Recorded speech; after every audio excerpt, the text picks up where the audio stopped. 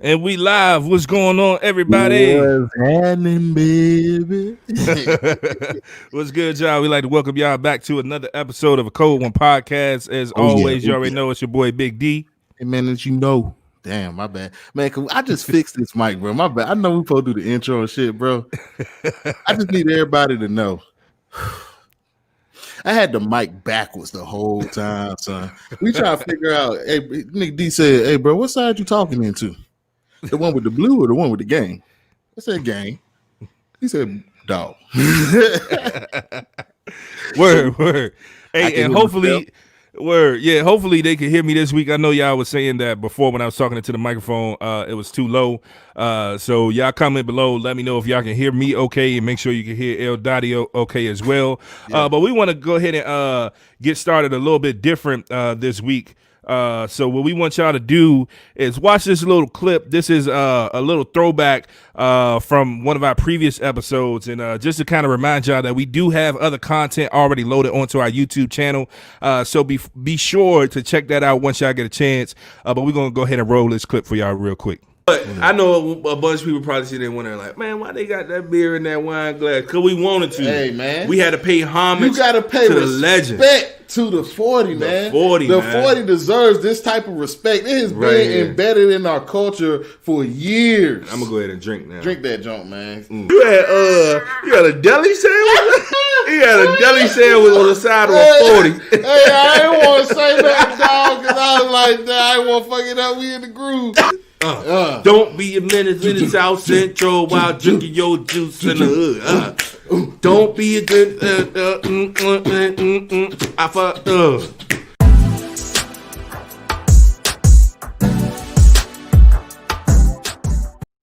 Yo, hey, that was dope, bro. I remember that shit, man. The 40 episode, the legendary 40. Word, bro. Hey, definitely one in the books, man. That's dope that you did that, bro. That's dope.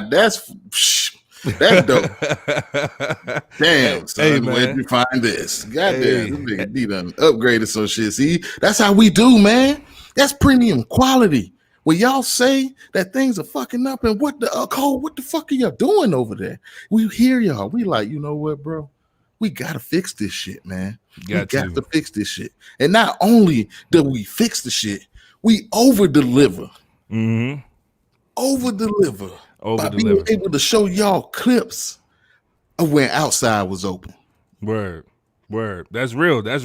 Hey, like you said, bro, that's back when outside was open. You know what I'm saying? Shout out to, you know what I'm saying, the days where we was able to be out here in the streets. You know what I'm saying? Out here living, drinking 40s out the paper bag. You know what I'm saying? Paper bag. Well, this mic got me feeling like I can goddamn throw down the track and that shit'll be fire. Word. Well, hey, it looked like everybody could hear us well. Y'all don't judge this little bootleg stand setup I got. You know what I'm saying? Don't look too hard. You know what I'm saying? Just act like it ain't nothing right here. But I'm gonna get an official stand eventually. But you know, we had to make do with what we could. I just needed the stand to be closer to my mouth and shit, so y'all can hear me. So this is just, you know, one of the efforts that we are making towards, you know. Kayla, no. What happened? Oh, she said, man, no, man. We would not be anything without y'all. Never forget that. Never forget that. Y'all inspire us to do this. Word. Hey, Kayla, you fine too. I like that. I like that Abby. With the little and the hoop earrings. Look like I can wrinkle up a straw paper and toss it. Word. But yeah, so first thing first, y'all know it's a Cold One podcast. So of course we hope that each and every one of y'all got something to drink out there. You see my boy El Dottie already getting started. You know what I'm saying? So hey, what you drinking over there, bro? Hey man, I'm starting off with a Coors. Okay. Cause I just need to wet my whistle, you know what I'm saying? I'm a little parched, so I had to, you know, start off with the Coors. But then I had this outside of the fridge, and it's making its way to chill now. So I got the Devil's Backbone Always Open Late Night Juicy IPA. Damn, that's a hellified name right there, bro. Yeah, hey, hold that up closer to the screen. Let me see that joint look a little dope. Hold on. Always Open Late Night Juicy IPA. Yes, sir. And what's the ABV on that joint? We are at a 7%, man. It's a golden color, 12 fluid ounces, man. I'm excited to get back into it. I had one earlier. It had a little dry feel to it. Maybe if I taste it again, maybe that taste to get a little bit more pleasurable. Word. Well, speaking of dry, I'm bringing this joint back. You know what I'm saying? Y'all know me. Hey, I don't waste no beer, man. I ain't go back to the store because I'm like, shit, I bought a 4-pack of these. I wasn't the biggest fan of it on Tuesday, but, I'm going to give it another try. But this joint definitely has a dry taste to it. I got the Voodoo Ranger Liquid Paradise IPA. You know what I'm saying? You going to go back to it, man? Yeah, I'm going to go back to it, bro. You know what I'm saying? Because these joints going to get drunk. I mean, they got to, man. No matter how much you like it or not, you pay for it, you got to drink it, man. Word, we don't waste no beer, bro. We don't waste no beer. Hey, bro, question: do you do this when you open in a can? Do you go like this? Yeah, I do that. Yeah, I do that. Hey, why do we do that? Like, is that? I think it's supposed to. Well, I mean, this is what I heard through the grapevine. It's supposed to protect from, it fizzing and splashing everywhere. Word. It kind of settled it down, like the vibrations of the taps settles down the acidity of the liquid that is inside of the container. Word. So, hey, y'all, we gonna make this shit sound scientific, okay? So the force and the velocity of your fingertip striking the top exterior of the can actually helps to neutralize the carbonation that is within the can, therefore preventing you from making a silly mess all over yourself. Right. So make sure you tap the top of your can. I don't know if that shit true, but it sounded like that shit legit. Good, if I was a motherfucker who didn't know, I'd be like, God damn, that sound legit. Word. Tap the top of my cans. Word. Hey, Delana confirmed it. She said it's true. So, hey, if Delana said it's true, then fuck it. You know what I'm saying? If it's not true, you know what I'm saying? Cause, hold on, let me get this disclaimer so we don't get in no legal trouble. Yeah, go ahead, bro. The shit still might burst in your face. You know what I'm saying? Even if you tap the top. Yeah. Yeah, I don't think it's only like 75, 6.5%, proven. So that 25 cent you might just certified bartender. I can't say nothing against that. Okay. Delanda says she is certified bartender. So I guess tapping the top of that joint does in fact neutralize the carbonation. Man, you heard it here, folks. We have the experts, man. We got certified bartenders, man. You ever need a drink mixed? You know what I'm saying? Like a little margarita with the little salt on the rim and a little lime in the mouth, and you cha-cha and you sha-sha and you. Hey, man, hey, clearly, we in a good mood, bro. Yes, I feel like today was a good day, bro. Oh, yeah, me too. I feel like this week was a good fucking week, bro. Word. About to end the week off great, man. I'm starting my little vlog stuff. I haven't quite created the channel and stuff. I don't know if I'm ready for all that yet, but I'm recording stuff, you know what I'm saying? Like what I do on a day-to-day basis, and it's very exciting, bro. So I got like 2 cameras set up behind me. I got these lights that are only gonna last for about an hour. So when them jumps turn out, y'all don't trip on me. All right, I got to get something that lasts a little bit longer. You know what I'm saying? Word. That's a work in progress. Hey, we working on it. You know what I'm saying? Yeah, man. But yeah, I'm out here grinding, bro. I almost lost a client this week, bro. Found out today. I'm closing his ass next week, bro. Turn up on him, man. I'm out here grinding, getting in, you know what I'm saying? Chasing that bag a little bit. Now me. Word. That's what's up, bro. That's what's up. Hey, and real I'm quick. Going to the A tomorrow, nigga. I'm gonna be out there A-Town stomping. Word. Hey, they don't remember that, bro. Y'all might be too young to remember that A-Town stomp. Hey, that's a classic dance right there. But hey, I just want to say real quick, I did a terrible pour. I know y'all probably was watching that like, what the fuck? You know what I'm saying? It was a terrible pour. The head was way too big. Pause. You know what I'm saying? But for those of y'all that don't know, here's a cold fact for you. This white part, this foam, is actually called the head of the beer. You know what I'm saying? And then right here is the body of the beer. I appreciate the background song for me, bro. Hey, see, y'all ain't know we upgrading, man. We got background music and shit. You know what I'm saying? Y'all ain't even know we had T-Pain on here. Wait till our board come in. You know what I'm saying? They call me Rick Payne because I got the beard and the goddamn locks. You know what I'm saying? Shut up. Word. Well, hey, again, we appreciate everybody. Hey, y'all a little quiet today. We see y'all. I see everybody watching, but hey, if you tuned in, make sure you check in with us. Y'all's week, man. How was y'all's day, man? What's going on, y'all? Word. Yeah, y'all holler at us, man. Let us know how y'all feeling. Let us know how y'all feeling. They don't want us to get in here and start, talking that HBCU rivalry. You know what I'm saying? Word. Everybody knows the best HBCU that ever, did it was Johnson C. Smith. You know what I'm saying? If we're talking about HBCUs, Word. It wouldn't be black football. Hey, Big Willie. Hey, my man, Big Willie. Hey, dog. Hey, come on through. Hey, shout out to my boy. No Johnson C. It wouldn't be no football, HBCU football. Facts. Without Johnson C. Smith. Facts. No, that's facts for those of y'all that don't know. The first black collegiate football game ever played was between the Johnson C. Smith University and Livingstone College, and of course, we spanked that ass. You know what I'm saying? And we've been spanking their ass ever since. You know what I'm saying? But that game is known as the Pioneer Bowl. You know what I'm saying? So wait, no, illustrious. Somebody's Googling words. Oh man, hey, hold on real quick. Somebody's over there Googling words.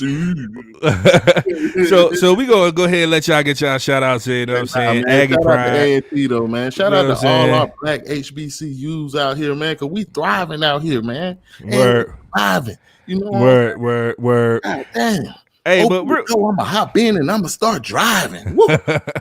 Hey, real quick, bro. Hey, I got a question. Why does everybody, you know what I'm saying, always describe their university as the illustrious? Illustrious. That's like that's the word that everybody want to use to describe their HBCU. You know what I'm saying? Like when y'all was on the yard, y'all ain't never say the word illustrious. Y'all was like, man, fuck this school. Financial aid fucked up. Got there the calf trash. Hey, y'all called that joint everything Lord, but illustrious. Down the tree, goddamn. Word. I ain't gonna flex too, bro. Hey. But hey, I would say I start off by saying, bro, hey, it's nothing like, you know what I'm saying, the HBCU culture. For those that don't know, I actually went to a PWI my first year of college. My freshman year, I went to the University of Bridgeport. It's in Bridgeport, Connecticut. So I started there. And long story short, that shit was just too expensive. I just couldn't afford it. Tuition was like $40,000. They only gave me like $25,000 in scholarships. So you do the math, you know what I'm saying? Eventually, if I would have graduated from there and if I would have only done 4 years, that still would have came out to $60,000 of debt just for a bachelor's degree. I was like, nah, I'm not fucking with it. My older brother, Tay, he actually went to Johnson C. Smith University. He had wanted me to go there since I was in high school. So he, you know what I'm saying? He hit me up and was like, yo, hey man, I heard how much that school costing you. You know what I'm saying? You need to bring your ass down to Smith. And initially, honestly, I wanted to just kind of do my own thing. I didn't want to necessarily follow in my brother's footsteps. You know what I'm saying? So I was like, I'm gonna get away from home, get away from DC, kind of branch out, do my own thing, just kind of find my own way. It was kind of my way of, stepping out as a man, doing my own thing or whatever. Mm-hmm. And I had a good time. Don't get me wrong. I had a great time at Bridgeport, but it was just too expensive. And so when my brother told me that, they had a marching band at Smith and I played the trumpet in my younger years. So he was like, yeah, you could get a scholarship there. They got a tuition discount for family members. You know what I'm saying, if you got intermediate family, et cetera, et cetera. So I was like, well, shit. All right. So I came down there. We lived in his apartment. He already had an apartment off campus, so I didn't have to pay for room and board. And so that first year at Smith, I didn't have to pay anything out of pocket. I had a merit scholarship, an academic scholarship, and a band scholarship, and I was able to cover that whole entire year. And I had a blast, bro. Instantly, like it was just dope. I mean, my first exposure to HBCU culture was band camp, and that's where we met. And we've been tight ever since, and we was the livest motherfuckers in the band. You know what I'm saying? And that is actually a fact. We not just saying this because we boys. No, like if we get into it, they already know what's about to go down. We don't even play that. They already know what it is. And all you hammers out there who like to go out places and bullshit, don't come in our way. We gonna run your ass over. Straight like that. Straight like that. You know what I'm saying? Y'all see, I got my band shirt on today too. You know what I'm saying? For the International Institution of Sound, you know what I'm saying? So we repping real hard today. You know what I'm saying? Smith, we out here. You know what I'm saying? Yeah, ain't no other like drum line can beat Smith drum line. I'm gonna go back. I'm gonna say 2011 though. That's what I'm gonna say. When I was rocking, but we had the beats for their ass. We was wet like water. You know what I'm saying? They won't fuck with us, dog. Them niggas already knew what it was. Word. Hey, that's real, bro. Mob, man. Shout out to the mob, man. We live and shit. Man. Man, those were the good old days. Hey, and matter of fact, speaking of Smith, because Willie just checked in, bro. Hey, I don't care what nobody say. You might have class. You might have, you know what I'm saying, a paper to work on. Shit, you might have a baby on the way. Good. If you heard that Big Willie was having a house party, you was in that bitch. Hey, man, I'm about to go to Dubai. You said, hold on, Big Willie having a what? All right, man, tell Dubai to wait. Word. Straight like that, bro. Hey, I'm telling you, bro, it didn't matter what was going down. Hey, if Big Willie was doing a party, we was in that bitch. Hey, we remember that 1 year though, Willie. Hey, we rolled up in that joke for 2 minutes. Hey, party over. Good. Damn. And then that's where you hit the let out. You know what I'm saying? Oh yeah. Everybody out there. Yeah. Up, man. You know what I'm saying? Man, homecoming. What we gonna do, y'all? Bro. Everybody, shit. We need to have a big ass HBCU virtual homecoming. Let's break the internet. Word. Hey, matter of fact, we should do a homecoming show. That's what I would like to do. Let's do it, bro. Let's do it. Yeah. We can do that. Everybody, you know what I'm saying, that is HBCU alum, you know what I'm saying, that's proud of your university. I see the Aggies in here. Yeah. You know what I'm saying? We can see the Aggies in here, man. We know the Aggies showing up, you know what I'm saying? Because they got the same colors as us. Word. And shit. You know what I'm saying? But I bet you they don't know what that gold and blue stand for. You know what I'm saying? Because we learned that. You know what I'm saying? But you know what I'm saying? We just talking our shit. But yeah, everybody that's, you know what I'm saying, proud of that HBCU, proud of the culture. You know what I'm saying? We gonna put together something. We need y'all to come on the show and damn put on for your HBCU. You know what I'm saying? Yeah. Y'all remember how it used to be when your knees was young? Word. You know what I'm saying? That was back before the stallion knees. Yeah, they was over there bumped over. You know what I'm saying? Y'all know how that shit go. What were they back then? 5-star chicks? Word. Y'all were 5 stars. They had the 5-star going on. Word. So we gonna have to put together something, bro, because this pandemic's still in effect. Yeah, we can figure it out. They think that, you know. Yeah. But it's another side to the HBCUs, bro. Why you got so? What happened? Hey, I'm just saying, bro, because I mean everything ain't peaches and cream. No, yeah. You know what I'm saying? And I think it's a conversation that we just need to talk about. You know what I'm saying? I feel like it's something that you know is somewhat glossed over a lot of the times, and you know, I think it's important for us to have a conversation. You know, we were talking to one of our older alums earlier this week, and he brought up a good point. And, you know, we definitely wanted to kind of open up the conversation for everybody. That's what we want to use this platform for. But I'm going to just put it like this. HBCUs, where's the money? Where the money at? Because HBCUs do be getting into it with money. Like, hey. I don't know what HBCU ain't had a little bit of money trouble. Word. You know what I'm saying? And this is for all of them. You know what I'm saying? And for starters, hold on. Let me say this, because this is one thing that kind of grinds my gears, if you will. For some reason, whenever we see, you know, a big effort to support HBCUs, support black colleges and universities, et cetera, it's like all these celebrities and these big companies and this, that, and the third, the only HBCUs that they know are Howard, A&T, Morehouse, and Spelman. You know what I'm saying? Like, it's over 80 something HBCUs, but those are the four. Those are like the big main four that everybody just rushes to support. You know what I'm saying? And it's interesting because I'm like, we got other, you know what I'm saying, HBCUs that's been closing down, that's losing funding, that's, that has closed down. You know what I'm saying? For example, like Morris Brown, a very historic black college, you know what I'm saying, lost their accreditation. So we got like all of these different schools that are like going through these funding issues, but for some reason, celebrities just rush to these big schools.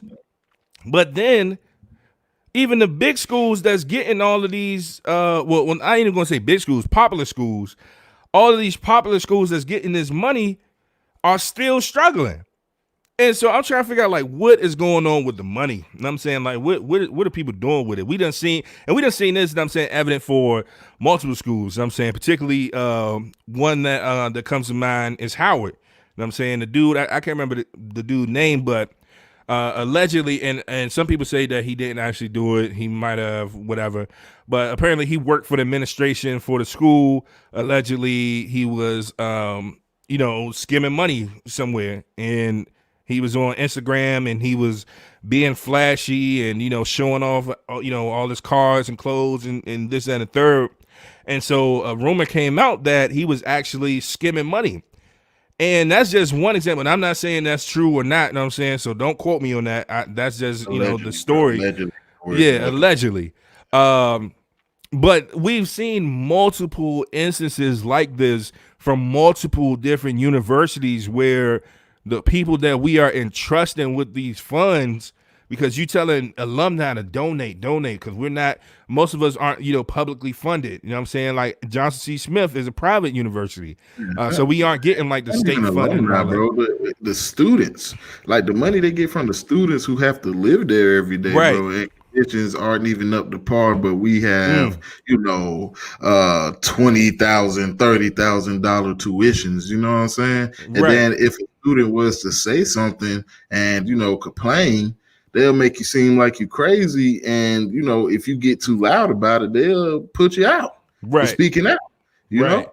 And I think that, and I say that because that happened to me, when I was at Smith, I saw some things that were just, questionable to me. And, I did a protest outside, you know what I'm saying, Biddle, you know what I'm saying, the corner right there. And, next thing you know, we had letters and people out there, just tripping, bro. And it's like after the momentum of something is gone, people don't want to continue and follow through, especially the student body, because a lot of them don't want to sacrifice the education, which is understandable, you know what I'm saying? Because me, you know what I'm saying, not being educated in the financial part of, what it takes to go to college, I didn't have, grants or scholarships, it was just straight borrowing money, getting into debt, not really understanding what that is, but just trying to be at a college, not even really understanding why, because the time before that, I've been groomed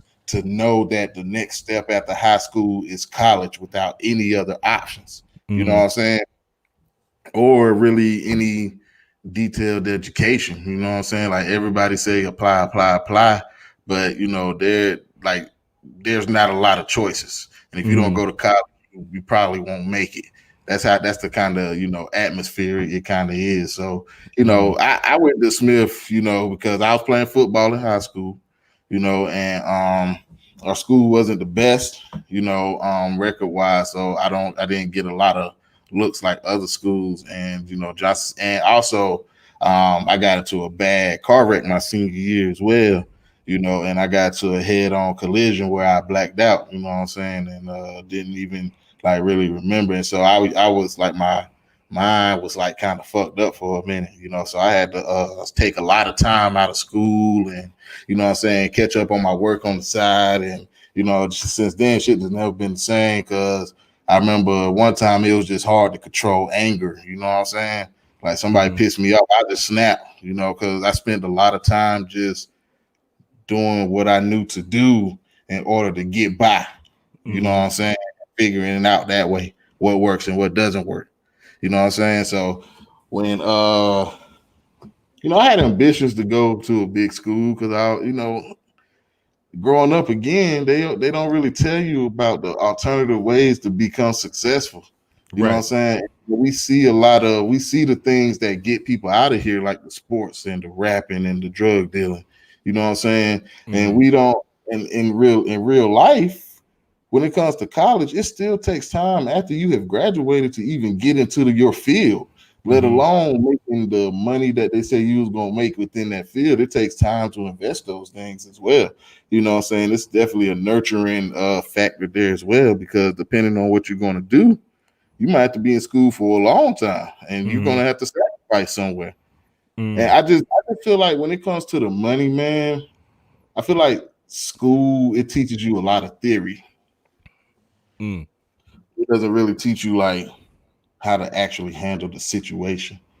You know what I'm saying? And that's good. I feel like that's good to do, and going to school and stuff, but at the same time, when you have a student body who's speaking out on some things that's going on campus that they living through, it seems kind of fishy that instead of the staff and administration like really listening and trying to take the time to figure it out, push it away. It make it seem like they're doing something under the table, man. And I think that's something I felt before, and I felt the atmosphere of my school like transition. You know what I'm saying? I don't know, bro. It's just a lot. Like where is the money? Because do HBCUs even buy black? Exactly. Like do they buy black? Like everything? Hey, and think about it. You know what I'm saying? And I want y'all to chime in the comments as well, you know what I'm saying? Because I feel like we got, a good bit of different HBCUs in the comments. So y'all chime in and let us know, about your HBCUs, and you don't have to name them by name, but just, what your experience was with your school in terms of funding, or even just the overall HBCU experience. But it makes you think like because it's this big movement for black people to, support black business, to buy black, to try to recreate the days where we had the Black Wall Street, et cetera, et cetera. And it makes you think like, okay, well, all of the vendors for our HBCUs, all of the different food companies, maintenance companies, the media teams that they hire, the venues, et cetera, et cetera. Can we honestly say that when our HBCUs are doing business, conducting business, their first instinct is to try to locate a black business? I mean, we can definitely say that we see black people in positions within those different industries, if you will, but we can't say that, they're the ones who own all of that stuff, So if they don't own it, if it's still owned by, another, then it's still not buying black just because it has a black face. Right. Pun. Y'all, That's real. That's real. But and it makes you think, because I remember one thing that kind of blew me about HBCUs was there every HBCU has a job site or whatever. And when I first graduated, I was trying to find a job or a career actually. I had just spent all this time getting my degree, and I'm like, shit, I'm trying to get the bag now. You know what I'm saying? All my professors and all this and that done told me, like, they done sold me the dream. Like, yeah, we have this amazing program. We teach you this and that. We prepare you for the real world. I'm like, all right, cool. And so I graduated, and I worked while I was on campus. I worked with the Upward Bound program for 4 years. I was involved in the marching band. I was a good student, never had less than a 3.0 GPA. So I was doing shit. And I was a section leader in the band too. So for a college student, I had a pretty solid resume.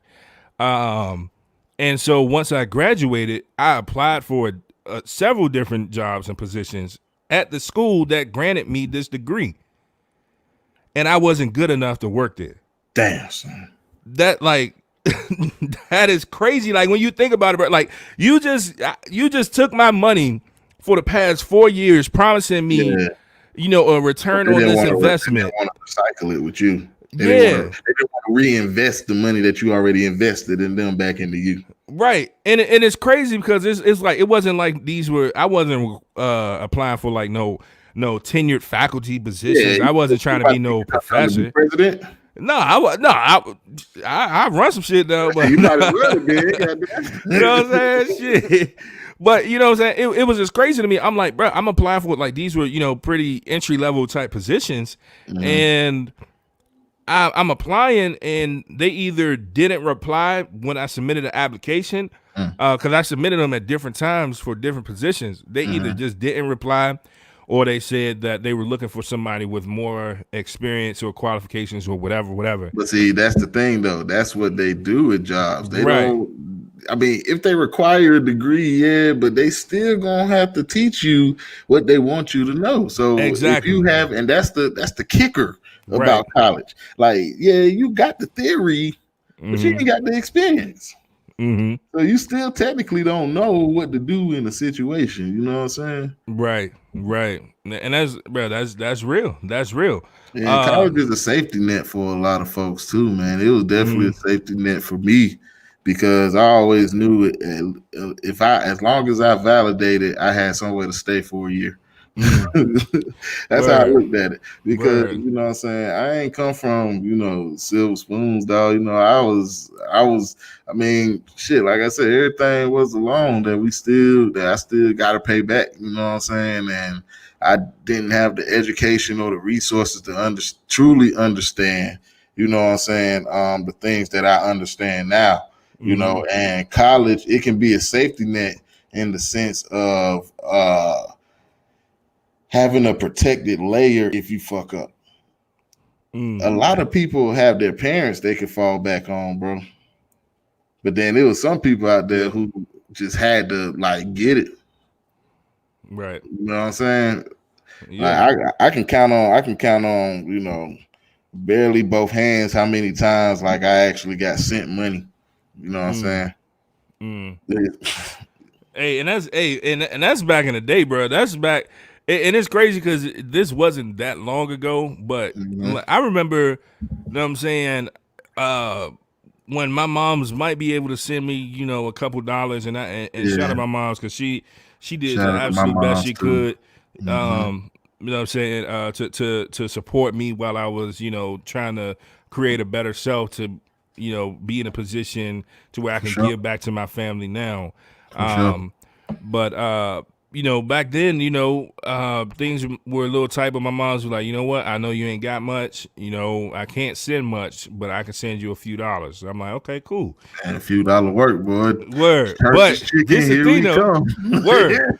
But this the thing, though. You had to work to get that money, bro. Oh, yeah. You know what I'm saying? Because we was broke back then. We ain't had cars. You know what I'm saying? Like my mom. Niggas had to, you know what I'm saying? What did you do? And Uber wasn't out then. Yeah, it wasn't no Uber. It wasn't no Cash App. It wasn't no Zelle. None of that shit. You know what I'm saying? None of that. Damn, this was for me. This was 09. Okay, we could say 09 to 2011. Goddamn, you know what I'm saying? Because 2011 was a good year too. Word. That was a you know what I'm saying? But we had to figure it out. So you had to try to find one of your homies that first had a car. Yeah. And then you had to find one of your homies that had a car that had gas in it. Yeah. Because you gotta think about it now. You trying to get some bread and you ain't got no way to get there. Unless you muster up some change to go ahead and hop on the bus, you about to be taxed for some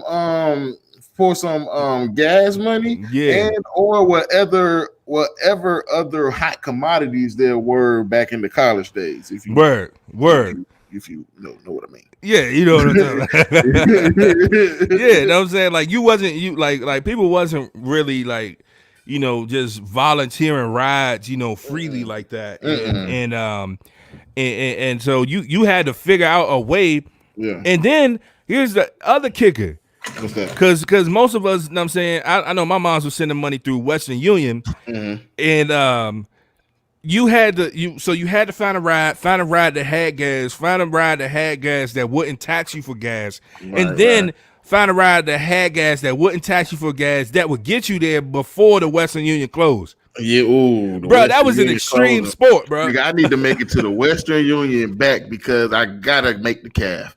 Word, you know what I'm saying? And if you was trying, like, if it was a weekend, because, hey, let's be honest, we was in college, you know what I'm saying? We already had a meal plan, you know what I'm saying? So, you know, we spending the money on a lot of the time, you know what I'm saying?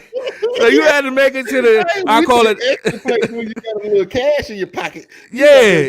Extra plates, you know what I'm saying? Your stomach gonna be extra straight. No hangover tomorrow. Word. You know what I'm saying? So you was about to be like, you know what? Hey, it's Friday. Mom Dukes just sent me some bread. Or not, let it be a Thursday. It's Thursday. We about to go to all days the same in college. Well, yeah, that's facts. But if it was Thursday, you know what I'm saying? At Smith, you know, we was going to 935. You had a few dollars. Your mom's done sent you some bread or whatever. You already got food from the calf, so you good there. You know what I'm saying? You about to go to the liquor store. Like you either about to go to the liquor store, or if you was trying to make that bread stretch a little bit, because mom's only sent like 20. You know what I'm saying? $20, hey, it could get you a long way back then because we had like bartering systems back then though too. It talks about the network at Smith, because I mean, if somebody had the money, somebody didn't, you know, oftentimes somebody still had something. I mean, you know, bring the guard at least. Word, you know what I'm saying? Some, you know what I'm saying? It's so like, if you only had like maybe a 20 or something like that, you might just get a case of brews. Yeah, you know what I'm saying? Milwaukee's best. Word, you know what I'm saying? Milwaukee's best was like what, $6? About $6. You know what I'm saying? 12 pack, man. Back then, and all you got was $20. You can't beat that, man. You can't beat it. Things will have you drunk. Word, you know what I'm saying? Old games. Hey, so them joints, hey, best you want to. That should have you feeling bad in the morning. Word. Greasy ass chicken in Milwaukee's best. Hey, you be good. You be good, bro. That's all you had. Hey, Nia, real quick, Nia came in with the jokes. Nia talk about y'all owe the $20 took you a long way. Hey, let me tell you. Hey, I'm telling you right now, as an adult, $100 feel like $1. But back then, we can make $20 stretch like it was $500. Yeah, I'm telling you. We used to collaborate and see what the big picture was, and everybody just had to play their part. You know what I'm saying? And everybody contributed, and we made the shit happen. Word. You know what I'm saying? We was able to, man. Damn, where's Shine at? Because them damn churches. I'm about to go holler at Shine tomorrow. Anyway, I'm going to the A. Word. I'm having some daddy issues. Just a side note. Word. Trying to give opportunities. So, word. Yeah. That's what's up, bro. That's what's up, bro. Yeah, bro, you know. Yeah, man. Hey, because word. That's what's up, bro. But yeah, man. Like it was tough, like in terms of funding and everything. And so to bring it back full circle. Wait, hey, bro, tilt your mic up. You tilt it up like that. Yeah, there you go. Talking to the side of it, not the talk top. To the side. Oh, okay. That's better. There you go. Yeah, that's way better. Oh, okay, bro. I didn't know which way to talk, man. You know, I don't know nothing. Man, my man D be over here, you know what I'm saying, helping me, y'all. If y'all don't know, I'm just the mind behind a lot of this shit. You know what I'm saying? Like when it comes to the actual how-tos, my man D holds it the fuck down, bro. And I can't. Hey, teamwork made the dream work. You know what I'm saying? Hey, and back in college, we used to say teamwork make the dream work and make the booty twerk. Okay. You know what I'm saying? If it ain't working, it ain't butt. If it ain't twerking, it ain't butt. Man, those are nuggets right there. Those are real nuggets, real true nuggets. Word. You know what I'm saying? Nia, you in ATL? Shout out to you. Hey, Nia, you might as well go ahead and hop on here too, because if I'm not mistaken, you went to a HBCU as well. So. Church's chicken. Hey man, back then, bro, we was getting it how we live. Hey, I'm telling you, like it was real, bro. It was real. Hey, and it was real. That word. Saving. Hey, Delanda said runner the 211, the Ice House, Burnett's, and Paul Masson. Oh my God. Woo! is a stomach ache and a headache. Hey, you might not make it through the night on that shit. Hey, I ain't gonna hold you though. When I was in college, I was drinking all that but Burnett's. Together.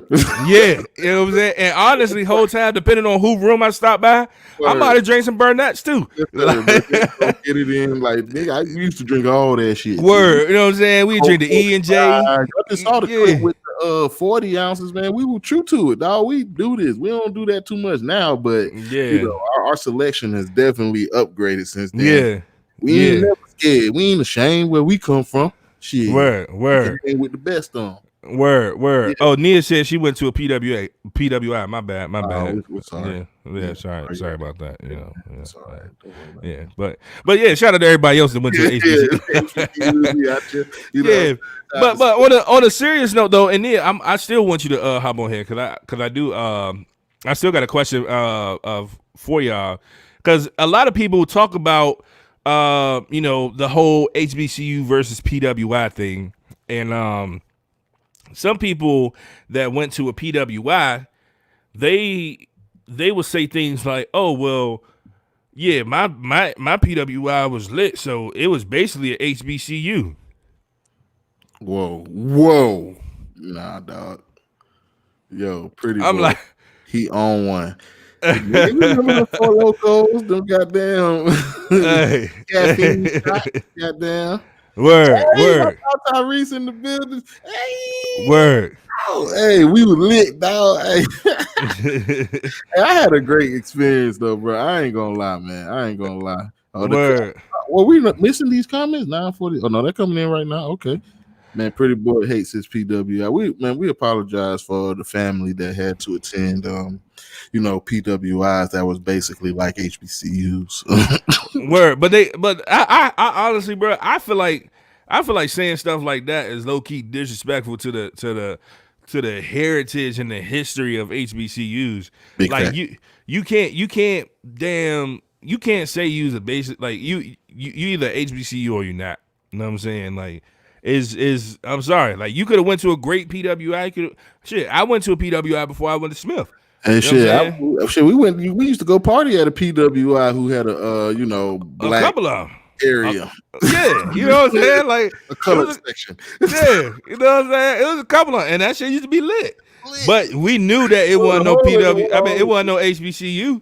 You know what I'm saying? And the shit that you could do at a PWI is just way different from an HBCU. And they ain't letting niggas drink liquor on campus. Word. You know what I'm saying? Like, I don't know not one wet HBCU campus officially.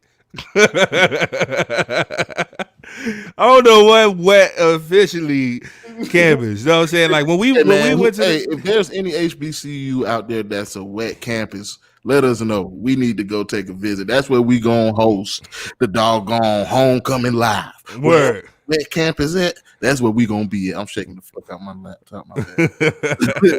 That's where we gonna be at. Let us know where the black wet campus at. Word.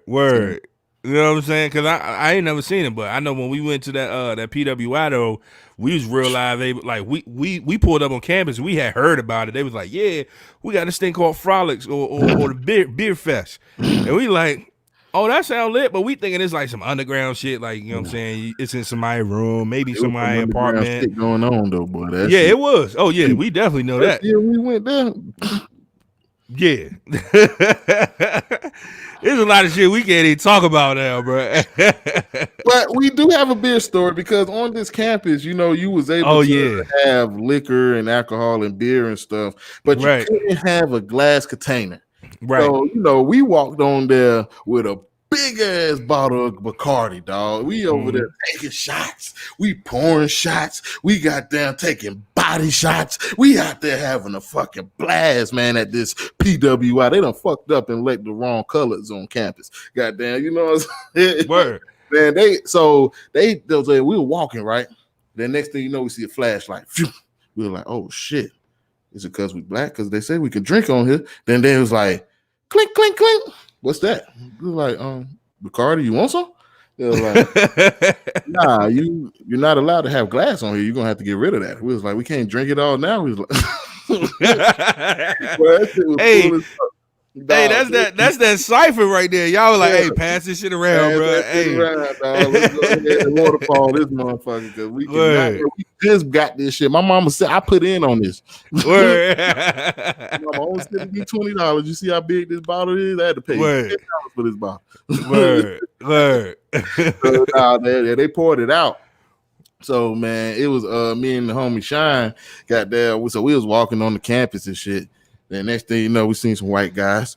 We was looking all sad and shit. You know what I'm saying? They was like, "Yo, bro, why you looking like that? What's wrong?" We were like, "Man, the police, they took our beer. I mean, they took our bottle and poured it out in front of us and laughed at us and then threw the bottle and almost stabbed us with it." They're like, "What?" Bro, they cannot do that to you. How the fuck? You know what? Don't even worry about it. Just go over to that tree over there and dig.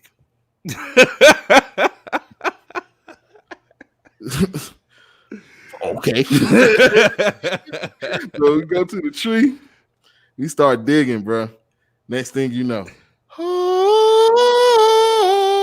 a whole case of Bush Light, dog. Hey, me and Sean, we start stuffing shit in our pockets. Cause this ain't no little case. They had them big ass value pack cases. They had the because their schools used to pay for them to get all that alcohol, bro. Yeah. Their school used to support their drinking habits. Yeah, and that's lit. And honestly, like that was one of the more fun experiences that I had throughout my college career. And it wasn't even on our campus, you know what I'm saying? But our campus used to mob to that shit, you know what I'm saying? And that's another thing about HBCUs, bro, because like you gonna be on the yard, you can walk past a motherfucker every day. You might say what's up to him like twice the whole semester, you know what I'm saying? And you only say what's up to him because he know your mans. But when y'all get off the yard, you know what I'm saying, and y'all on somebody else's yard, if anything go down, y'all motherfucker, hey, bro, that motherfucker go to my, hey, he from the yard, bro. Hey, you good, bro? You good? You know what I'm saying? Y'all gonna be best friends. Y'all gonna be like brothers out that motherfucker, bro. You good, bro? Hey. All right, no, don't worry about it, bro. I'm out here. Word, you know what I'm saying? Like, hey, when some shit go down, you just start seeing like everybody from your school just start the damn group up. Like it be like two other people from like two other groups of people from other schools and shit. Yeah. All you see is like all the Smithites coming together. Yeah. They like, yeah. Oh, hey, yeah, bro, they got us fucked up. Hey, look who they know. I started this shit. Hey, bro, that shit used to be so real. And by the way, we not promoting violence. This is back in the day. You know what I'm saying? We going down memory lane. Yeah, man. But hey, back then, we was doing we used to wild out, bro. Y'all used to fuck with us back then, bro. Whew, hey, I ain't gonna hold you. Like we were able to make fucking monumental memories that last a lifetime and start with literally nothing. Like nothing, bro. That's good nights. Word. Matter of fact, bro, I remember before I was the bros, I remember matter of fact, me and Shine, we rode down with some of the bros from our school down to South Carolina State. Cause they was going to, you know what I'm saying, help the bros down there with some like event or some shit that they had going on. So they was off doing some bruh shit. I wasn't a bros at the time, so I'm like, I ain't about to stand around and while y'all go through all that shit. You know what I'm saying? So me and Shine, we went to go find some fun. You know what I'm saying? Mind you, we don't know nobody. You know what I'm saying? We ain't from there, but we just walk around the yard. You know what I'm saying? So South Carolina State is definitely a great place to explore. Word. So South Carolina State, man. All the homies that went to SC, SU, man. If you out there, shout out to y'all. I love Orangeburg, South Carolina State, and the March 101 out there too. Hey, cause I'm from Columbia, dog. They up the way, man, around the corner. You know what I'm saying? So hey, a lot of people from South Carolina went to State, bro. That shit. Shout out to y'all, because every time I went, I had a blast. Word, that's real. And then they got that liquor store right there, right before the campus entrance. So before we pulled on the yard, we had we had went and copped like mad bottles. You know what I'm saying? So we don't know nobody. It's our first time on his yard. You know what I'm saying? It's big. It's a big ass school because our school low key small. You know what I'm saying? So we on this big ass yard. We seeing all these beautiful women walking around and shit. So we just start talking to motherfuckers. You know what I'm saying? Hey, how you doing? Hey, what's up? And they was friendly. Like they was way more. Like I don't know what it is about HBCUs, but when somebody you just know when somebody don't go there. You know what I'm saying? You feel it. It's a vibe. Yeah, you like, hey, this motherfucker ain't from around here. Be the motherfucker that don't go there. Yeah. If you that right motherfucker, hey, you gonna have a good time. You know what I'm saying? So we got there, we walk around that bitch, and we just talking to people, meeting people and shit. Next thing you know, Sean done run into somebody from like his childhood that he ain't seen in like years. Like, what are the fucking odds? You know what I'm saying? I'm from down in Chucktown. Chucktown, goddamn Geechee boy. So they bound to run into it. It's a flock of Charleston motherfuckers down there state. Yeah. So, you know what I'm saying? They exchange information and shit, and cause the whole time we had been meeting people, we like, yo, we trying to get into something tonight. You know what I'm saying? We gonna be here, we try have a party or go to a party or whatever. We got liquor, you know what I'm saying? It's whatever. And so he run into the girl that he knew, and mind you, they ain't seen each other, I think, in like 10 years or some shit. I'm surprised they recognize each other after 10 years. But goddamn, yeah. So she goddamn, she was like, well, shit, I got an apartment. You know what I'm saying? It's on campus, but I got an apartment or whatever.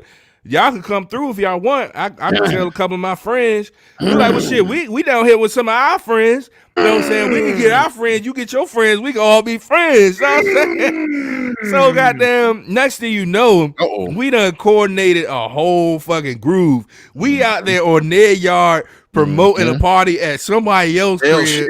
You know what I'm saying? Like, we in that bitch like they like girls like, hey, where y'all from? Y'all go here, do y'all? I ain't never seen y'all. We like, nah, we ain't from here, Shawnee.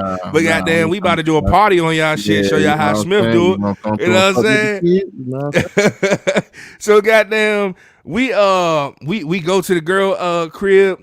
And we next, we done, bro. We got a full live party in that bitch, bro. Yeah, like fucking a ball, party, bro. I wish we can have one of those right now, bro. They need to throw that shit online or something, bro. That shit, bro. We had a blast that night, bro. And it was some shit. I ain't gonna say everything that happened, but hey, some shit went down that night. It was a blast, bro. And you know what I'm saying? And that just shows the beauty of like the HBCU culture. Yeah, you know what I'm saying? The love you get, man, when you go to another HBCU. Yeah, you know what I'm saying? So much love being shown, like both ways.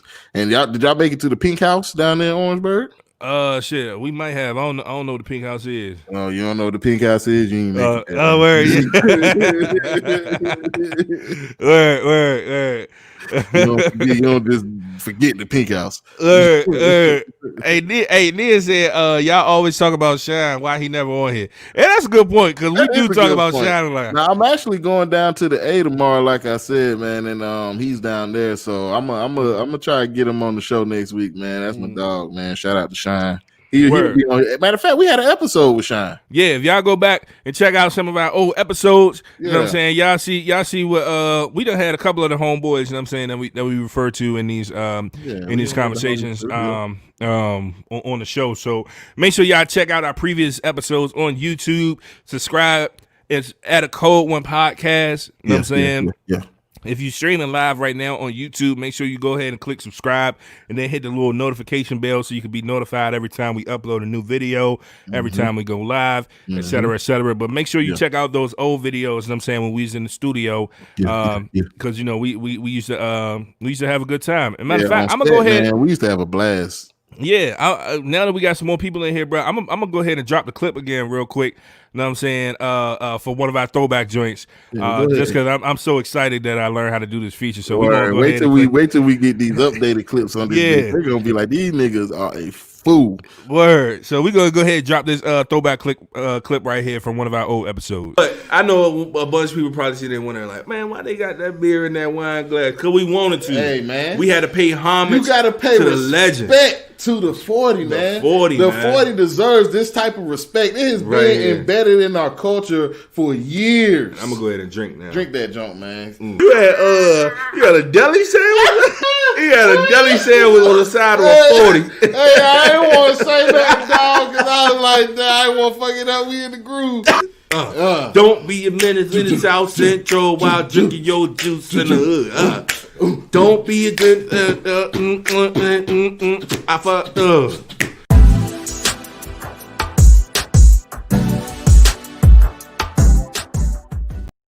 Hey, bro, that shit. Hey, every time I watch that shit, I die laughing, bro.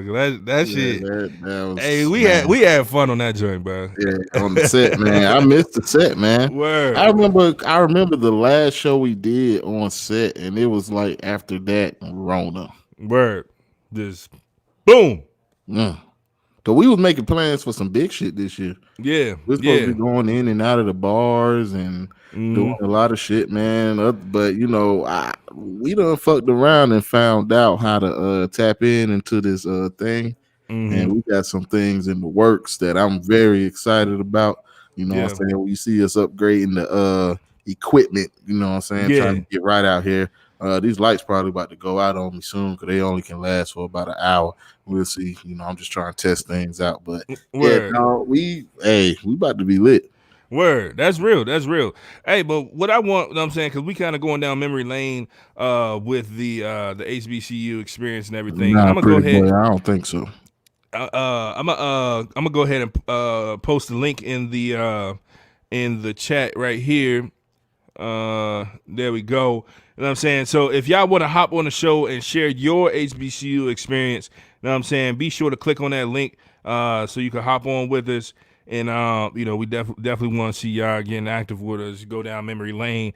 Tell us why your HBCU so dope. A couple of y'all on here, you know what I'm saying, shouting out y'all schools and this, that, and the third. You know, so you know, come on and put on for your university. Cause we on this joint stamping. Hey, we stamping Smith. Ain't nobody gonna fuck with Smith. I'm trying to tell you, nigga. Straight like that. Bray boy. You know what I'm saying? That's how Word. we get it. Word. Hey, and I know y'all done heard of Bray Boy Madness. If you ain't, I don't know what to tell you. Walk if you want to. Don't run that corner pistol. Word. Come on. Word. That's real, bro. That's real. She said, Nia said, I don't have an HBCU experience. I nominate DeLanda.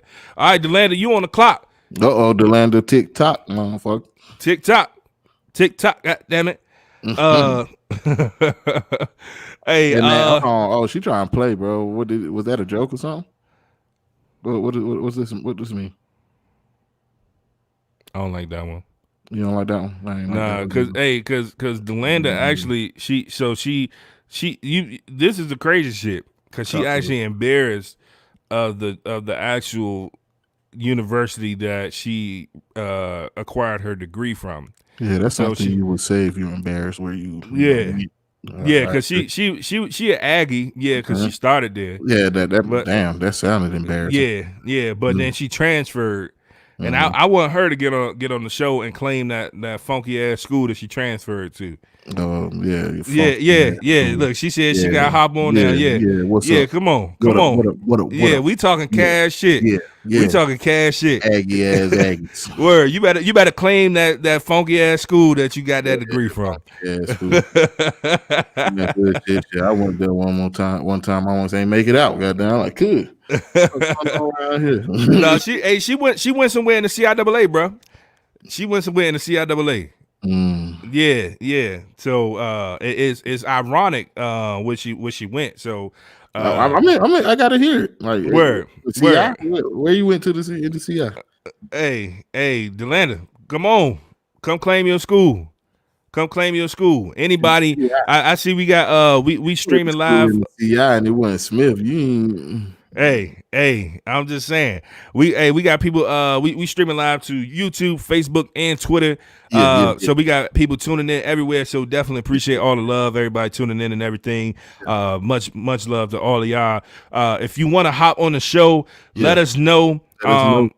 Yeah, we'll drop the link for you so you can go ahead and join on. But I did post a link. So feel free to come on, talk your shit, rep your school, you know what I'm saying? Gang, all that shit. But real quick, Nia asks, what does CIAA mean?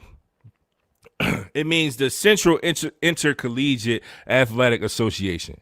You know what I'm saying? So it's the Athletics Association for this area of HBCUs. So we have schools like Bowie, VCU, Elizabeth City, State. Yeah, V State, St. Aug, Livingstone, I think Lincoln, Shaw, Lincoln, CIAA, ain't it?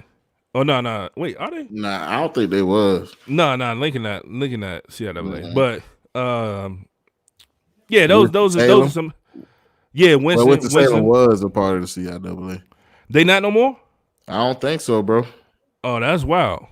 Oh well, I don't think so. I don't. Hold on, unless that was A&T. I read. My bad. That was yeah. Yeah. No, I know the MEAC. I think I gave y'all too much stock. Give me some of that. 50. Word.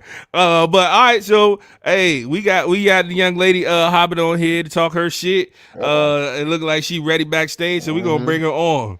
Delanda, what's going on? Welcome to the show. Oh, that nigga Pammy. What up?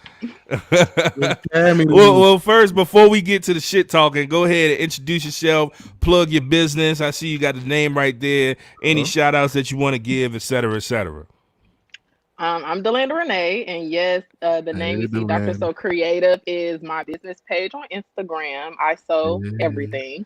So follow me. I will.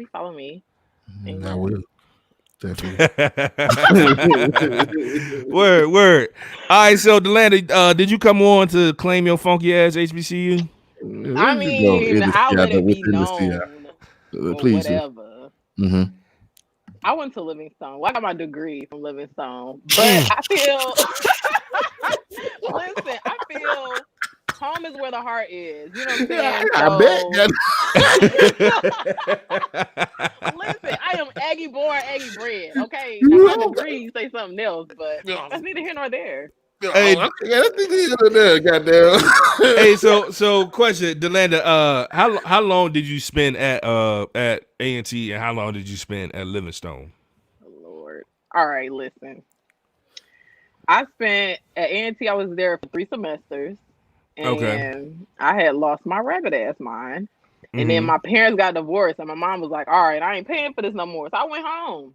And then I got an opportunity to go to Livingstone, and I went for the free. So hey, that's lit. On band scholarship? No. So this is why I have this hate in my heart, because Livingstone shitted on me. The band director was like, come down here, you can get $5,000 for this, you can get $1,000 for that. I was like, all right, bet. So I got down here, and it was snowing, so school didn't even start on time. I got there in January of 11, and so I was in the band at first. I didn't know what I was doing. I was walking around looking like a sick, sad puppy, and I seen somebody. What you do? What you play? You dance? What happened? So my primary instrument is that tuba. That's what I played at A&T. When I got to Livingstone and they band, I played tuba for like 2 performances. I played trombone for like half a season, and then I danced. So hold on, let's go. We gotta interrogate, because Hey, she said she be cranking. I'm gonna ask. I just need to ask. Like, are you cranking that thing? Like what? Like that tuba? Like, can you like? I just need to know. A whole beast, like a whole beast. I hear you. One of my crowd members used to call me Tubinator, so there's that. Yeah, Tubinator. Okay, at Livingstone. No, that was at A&T, right? Okay, I was section leader. My second year there. Oh, you got it. Wait, at A&T? Oh You gotta wow. be. Hey, put some respect on it. Hey, I ain't gonna hold you because I'm saying y'all A&T tubas, they was all right, so. All right now. I mean, especially you said Hey. 2011. Oh yeah, I seen some shamming going on. Don't be playing. I seen some shamming. Niggas over there playing but ain't playing. Now, what kind of shit is that? Hey, shout out to the Tubinator. We are live, ladies The and gentlemen, with the Tubinator. Shout out Tubinator. to the Tubinator. It's a tuba thing, shawty. Fact. But so based on, because you were actually able to experience two different HBCUs, one a large, well-known one, and then a smaller one, but that still has a significant place in history. You know what I'm saying? As we spoke about before, y'all played against us, Livingstone and JCSU, in the first collegiate black football game.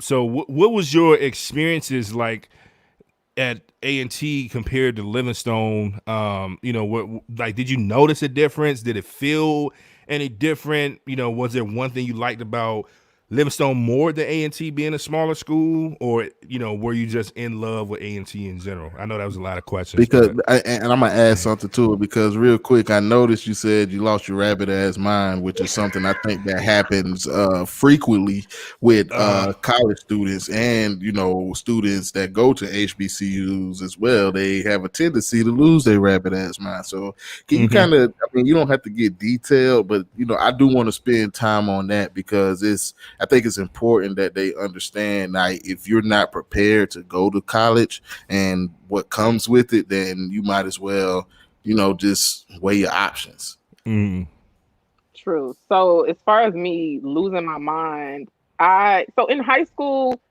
the band experience wasn't new to me. Even like having free time, maybe it was the alcohol. I don't know, but I was never in class. I was always sleeping through stuff, sleeping through alarms. I was also always sick. I don't know if it was like the cat food, because they put what is it, fiber or something in the cat food. They put that in there, so I don't. It was a bunch of things. That's why I lost my mind. But when I went home and came back, I feel like I was more mature. So maybe maturity has something to play into it, as far as like what you are risking when you choose not to go to class. And it's not, oh, you're just gonna get a slap on the wrist. Oh no, you're gonna academic probation, and if you can't get it together, you gotta go. So just having, that's what it was, like those boundaries and those rules, to where I always did what I wanted to do because I knew I was smart. But it's like, you go to this big, everybody's smart. You know what I'm saying? You're not the only person that's smart. You actually have to prove yourself. So I think that may have been one of the biggest things. That's why I had lost my mind, because it was hard to come back from that. And then even with trying to go back, it was very difficult. And I ended up just going to Livingstone, like I said, because it was free. I stayed, my first semester I had to pay for, but after that I had an academic scholarship, and I made sure I kept my GPA above whatever their expectations was, and I let that shit ride. And I quit the band because Livingstone band is lay trash. But damn. Yeah. Damn, son, where'd you find this? Word. Well, hey, shout out to you and your experiences. So, no, what I wanted to know though, because so clearly the band experience was different at Livingstone. Well, first I'm curious, like, kind of, because I'm sure a lot of people know about A&T's band. Y'all are pretty famous, particularly y'all drumline, Coach Steele, going international, doing all these shows and stuff like that. Look at Larry, he don't like that. Boo. Yeah, like that. I'm saying, goddamn, fuck that. Boo, nigga. Boo. But it was like it's a very well known band. Even the movie Drumline, kind of was framed from y'all's band. So being in that band program and then transitioning over to Livingstone's, one program that is incredibly funded, has a lot of support from both alumni, the school, the community, and then moving over to Livingstone, which is a smaller CIAA school, where we really don't get shit. You know what I'm saying, in the CIAA. How was that? Like, what were some like huge adjustments that you had to make I guess, going from A&T's band to being in Livingstone's? I feel every band has horn holders, but going from one band to the next, it was like all y'all in here some horn holders. Like what is Shamming. happening? Everybody shamming, nigga. Everybody shamming. Nigga, Hey. everybody. All you see is niggas in here doing shit like this. Hey, for those of y'all that don't know what a horn holder is, that's somebody that literally is just holding their horn. Holding the horn. They not going playing. through the motion. They know what I'm look saying? like they playing, but yeah, they don't know the songs. They don't know their book. We call the music selection that the band knows or plays. We call that the book. So a horn holder doesn't know the book. You know what I'm saying? Or they can't play that high. Right. Or or they just ass. So that's what she means by a horn holder. And when we say shammer, we mean somebody that half asses, bullshits. You know what I'm saying? Gives half effort. Et cetera, et cetera. I'm a shamming machine. Okay, but okay. So you said it was a lot of horn holders in it. I guess it was easier to see or notice in a smaller band compared to a big band. Can you hear me? It looked like you're freezing up. It looked like she coming towards. I think you freeze. Can't. I don't think she hear you. Teddy, can you hear me? D Money, can you hear us? Teddy, can you hear me? Yeah. Teddy, can you hear me? D-Land. I'm gonna call it D-Land. D-Land, you can hear us? D-Land. D-Land, can you hear us? D-Land. D-Land. That's that Livingstone shit. You got that Livingstone equipment over there, huh? Livingstone hold on. Like a sex. Hold on. Sex? What? Hold on. Wait, hold on. I think. Hold on. School. Hold on. Let's take her off. Let's bring her back. And Delanda, you having technical difficulties. Try to restart your. Can't hear me. Let's do this. Try to leave and come back, or restart your browser or something. We sorry, y'all. I think this might be one of the effects of going to Livingstone. Yeah, that's the type of shit that happen when you go to Livingstone. Yeah, so technical difficulties, goddamn.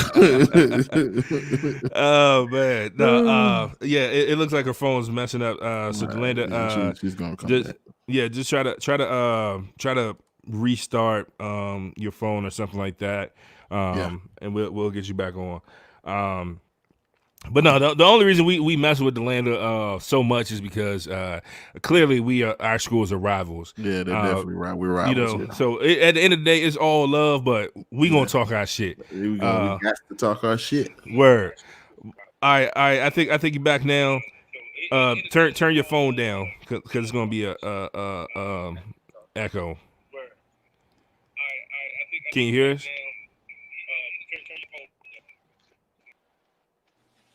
Can you hear us?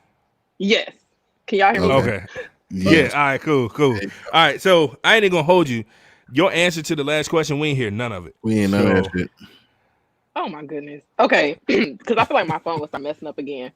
What I'm gonna say is, even though I do feel some type of way about Livingstone, it is a good school if you like have issues with life, I guess, and you're scared. So I guess instead of going to a JUCO, you could probably go to Livingstone because it is a small school. So you get that person-to-person relationship with your teachers and stuff. It's not real overwhelming as far as you got to run across campus to go from class to class.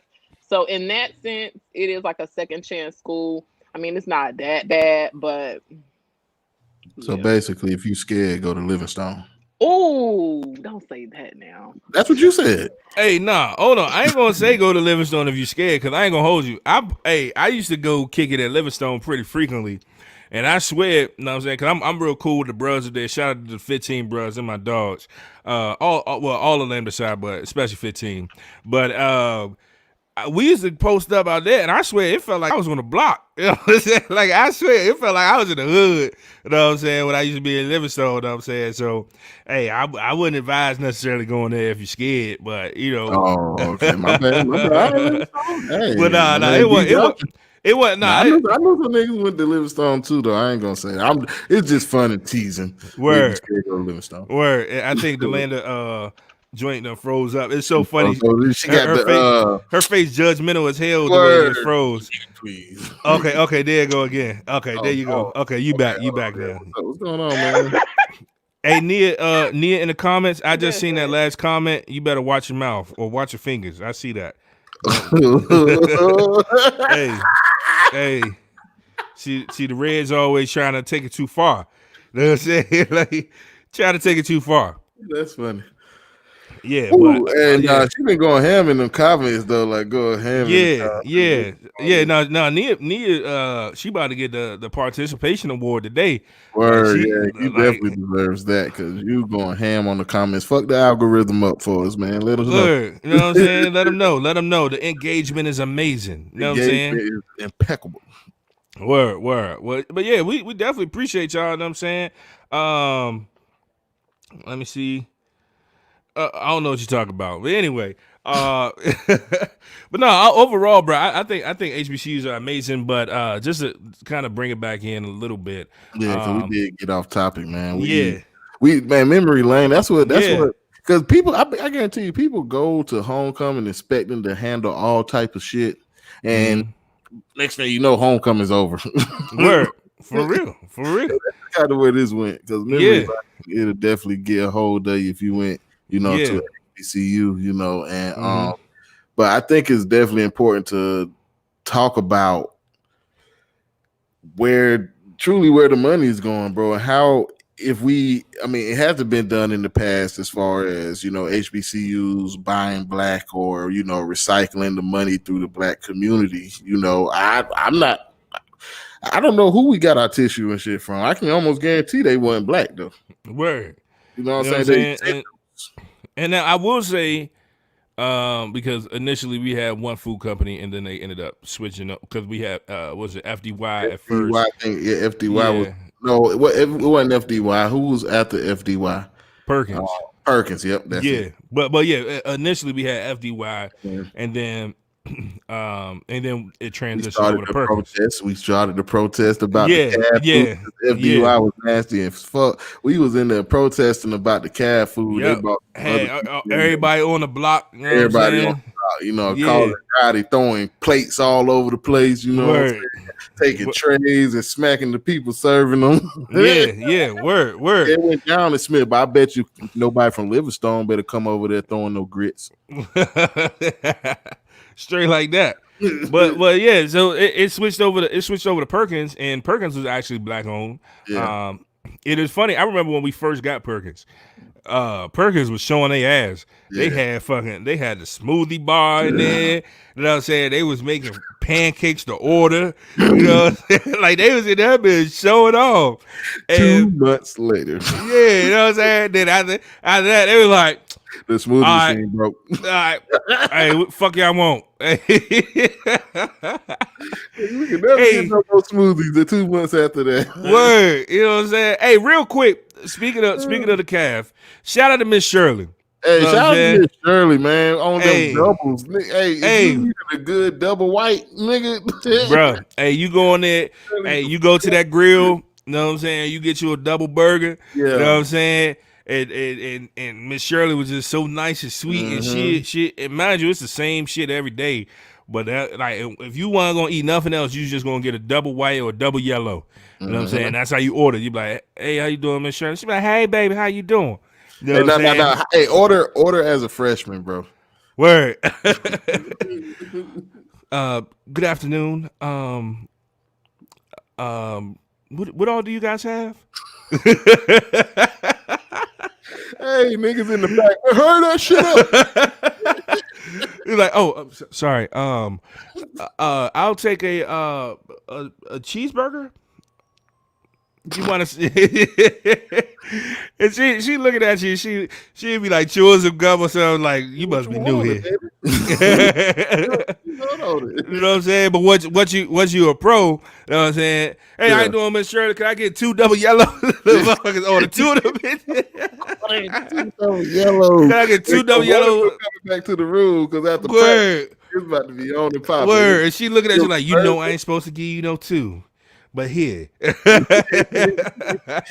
I was a salad man, dog. See, cause that's when we used to have a stir fry line. If you went to Smith, you know about the stir fry line. So I used to go to the stir fry line, bro, and get my chicken and had them douse that junk in teriyaki sauce and cook that joint up for me. And I go to the salad bar, prepare my salad. You know what I'm saying? Cause they used to have the salad bar laid the fuck out, nigga. You know, you get your romaine, you get your with regular lettuce, you know what I'm saying? They had the boiled eggs, the bacon bits. I ain't really do bacon bits, but I did like boiled eggs, extra onions, you know what I'm saying? Tomatoes, cucumbers, and then I throw that goddamn teriyaki glazed chicken on top of that salad, boy. Shit. And that's why we was in better shape back then, bro. Yeah, because we had options. Yeah, you're right.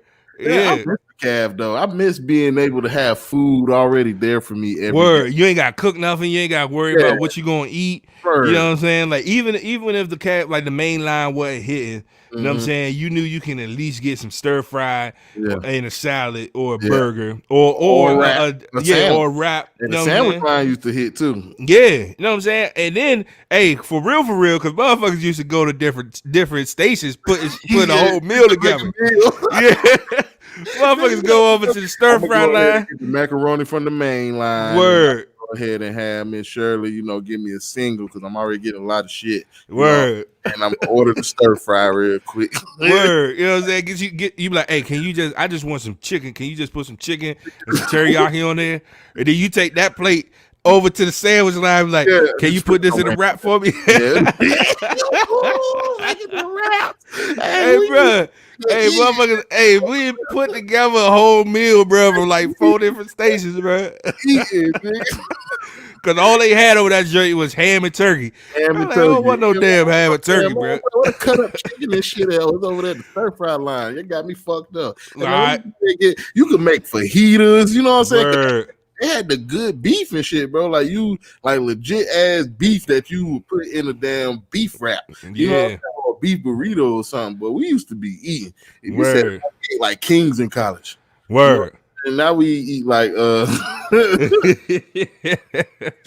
Bible. Word, you know what I'm saying? But I ain't gonna hold you though, bro. I've been eating pretty clean this week, bro. You know what I'm saying? Cause I'm trying to get back on my getting in shape shit. You know what I'm saying? If y'all see me slipping, mind your business. But you know what I'm saying? This week so far, you know what I'm saying? Business, hold your ass accountable, nigga. Nah, fuck that. Hey, y'all mind y'all damn business. You know what I'm saying? No, but no, I'm a firm believer, bro. I feel like, and cause my last fitness journey, we all over the place, but fuck it, we here now. Hey, look, I'm gonna just go ahead. We just used to do what the fuck ever. I'm gonna take the damn topic down. It's a cold podcast, goddamn. Me and Larry talking. Yeah, we out here, nigga. Yeah, on the stoop, nigga. Hey, but no, but on my last fitness journey, I was able to drop, 60 pounds in a little under 5 months. Wow. You know what I'm saying?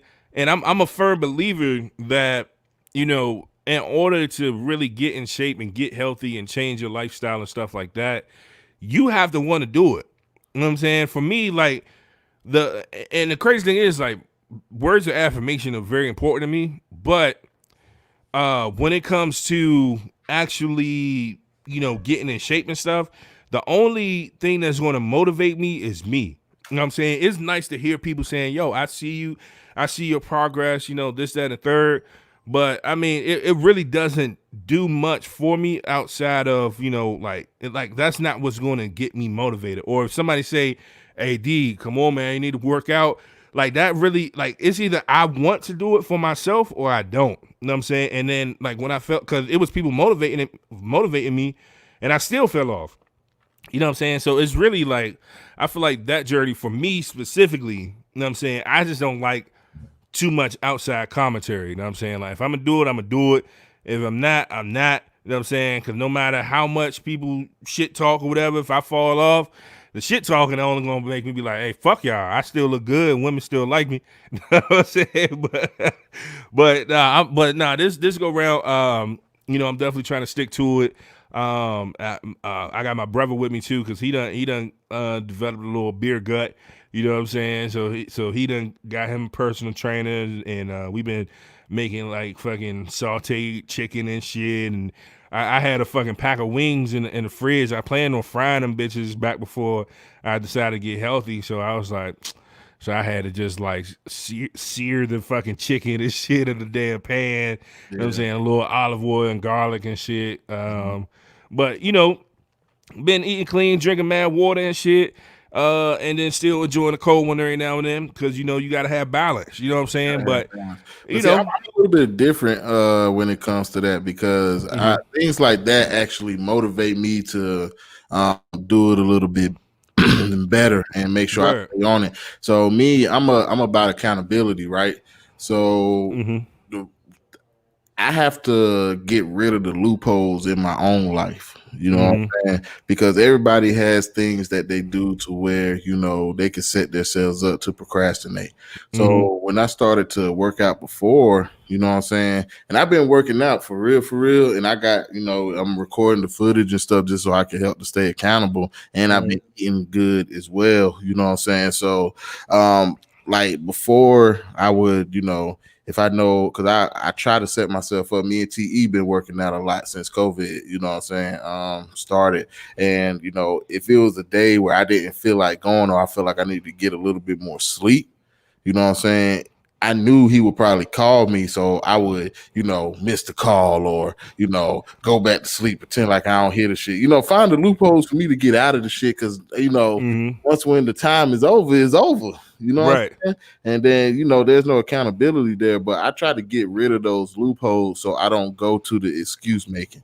You know what I'm saying? That's a big reason why I'm doing the whole vlog thing, is because I want to be able to do that with my health journey, and I also want to be able to do that with my business journey as well. And I want to be able to hold myself accountable. You know, when you put your shit out there for criticism for everybody gonna say what the fuck they feel about your shit. You just gotta be able to stay grounded and know what your goal is, and be able to sift through all that shit, man. And you know, that's just where I feel like I'm at in my life, bro. I'm out here.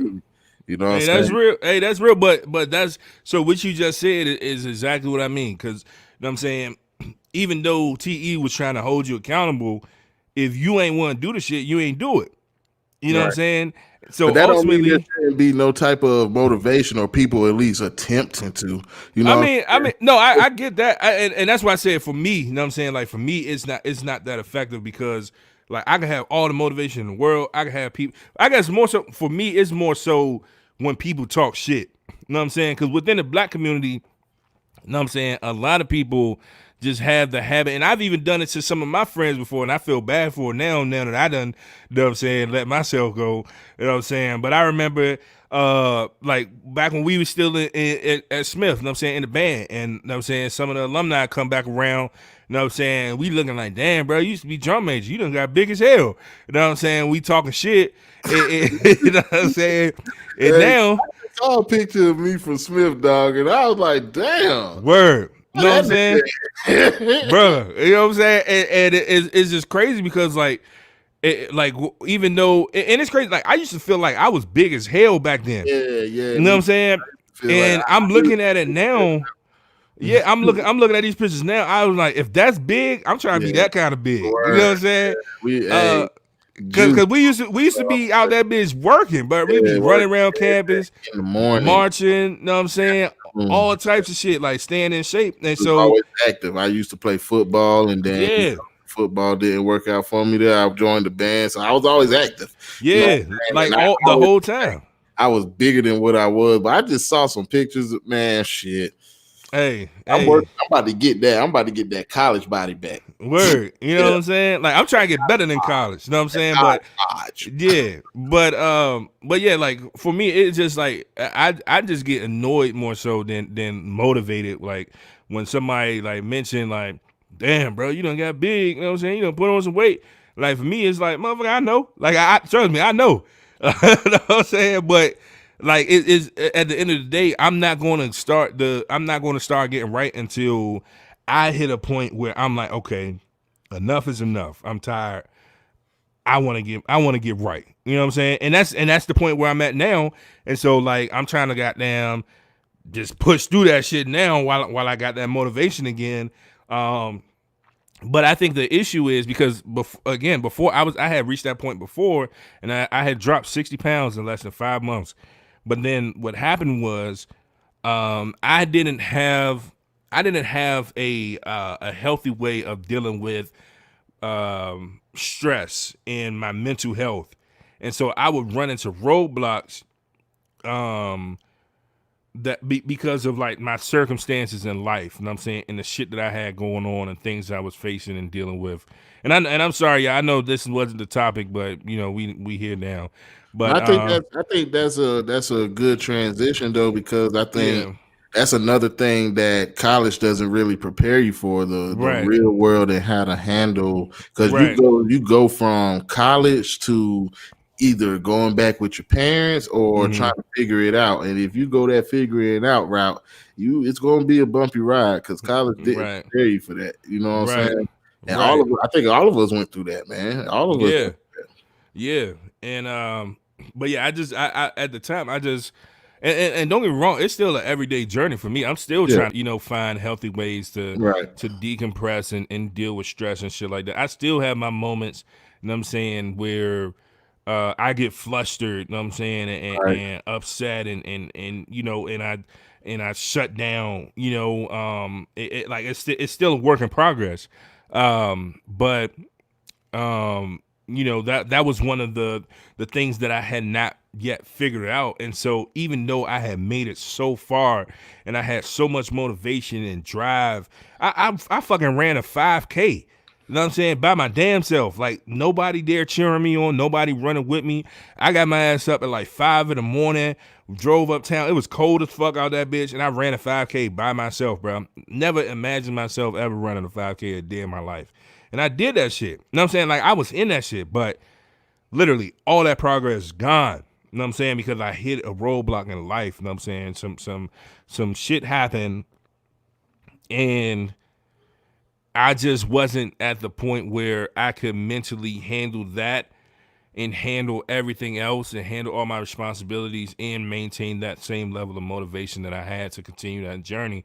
Because a lot of people don't know, but getting in shape, losing weight, especially when you a big person who been big, you know what I'm saying, for the large majority of their life, that shit ain't easy. You know what I'm saying? And a lot of people, I think, just think like, oh, well, just go, you know what I'm saying, take your ass in the gym, you know what I'm saying, go work out, go eat a salad, put that burger down.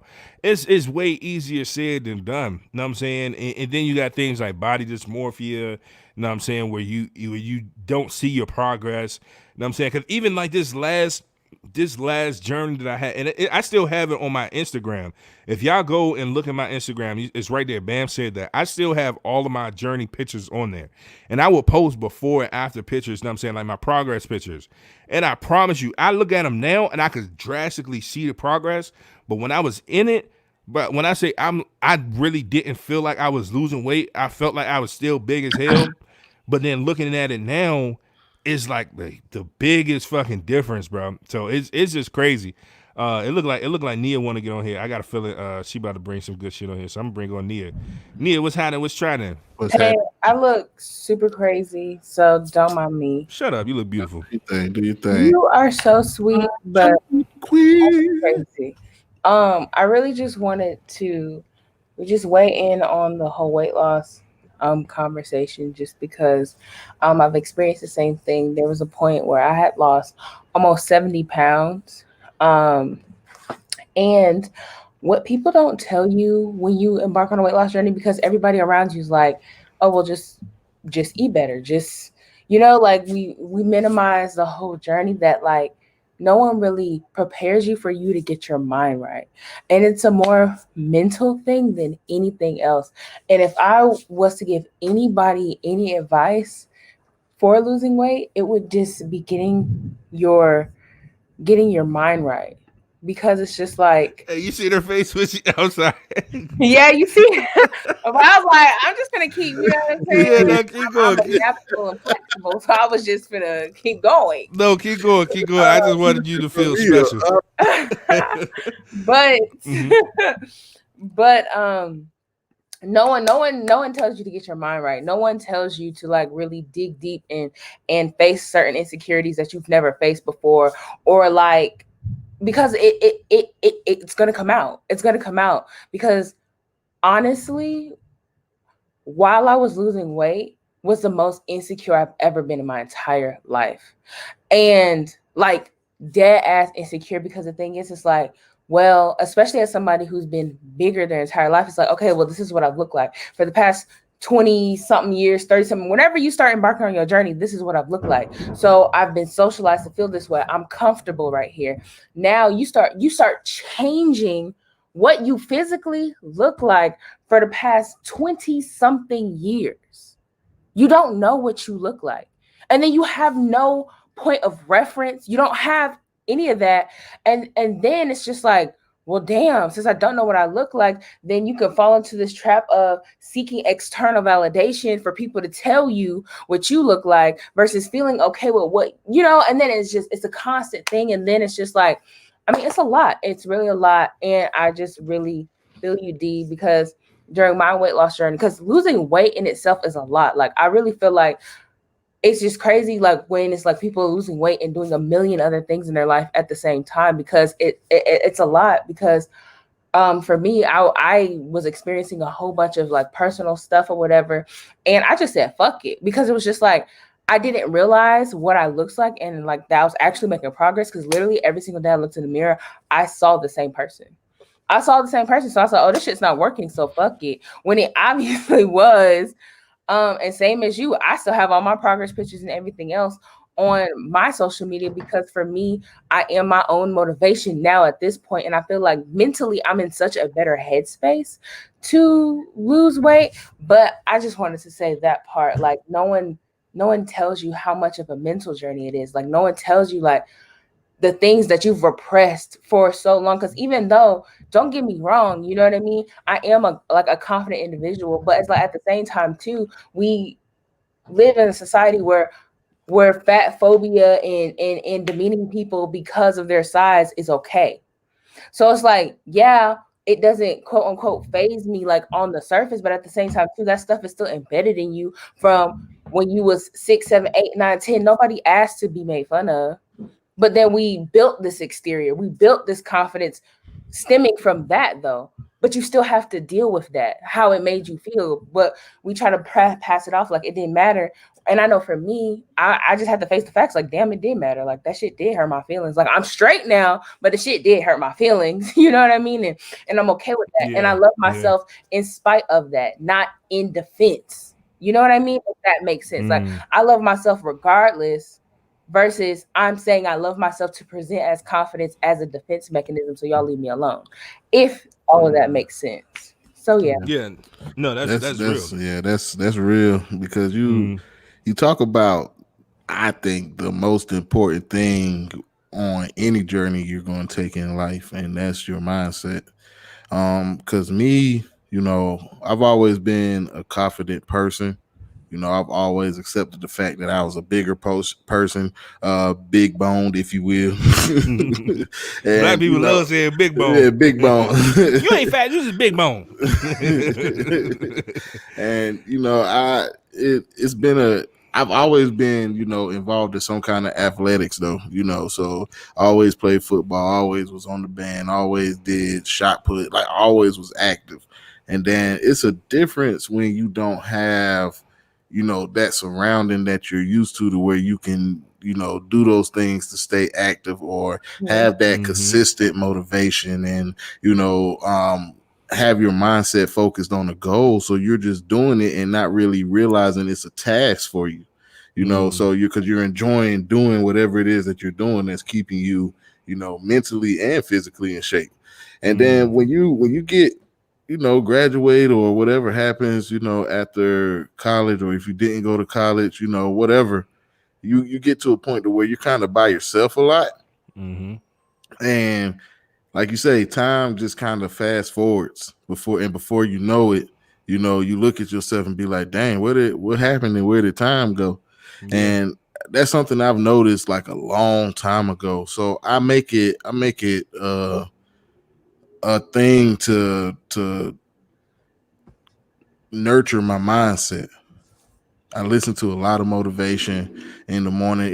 I had to listen to nothing but motivation for like a year for me to, get to the point to where like, okay, all I gotta do, I gotta grind, I gotta do this, I gotta do that. I gotta find ways to get the loopholes out of my life and not make the excuses. No matter what the excuse is, I can't even allow myself to make excuses for myself. Because in my eyes, no disrespect to you, D, but the fact that I tell myself that other people may be pushing or maybe, talking shit, whatever the case may be, I cannot use that as an excuse to be like, I don't want to do it no more. Because like you said, that just meant you didn't want to do it in the first place, or you didn't have a genuine reason on why you wanted to do it in the first place. If somebody else talking about you or your situation or whatever the case may be is going to impact you accomplishing that goal that you say you set for yourself.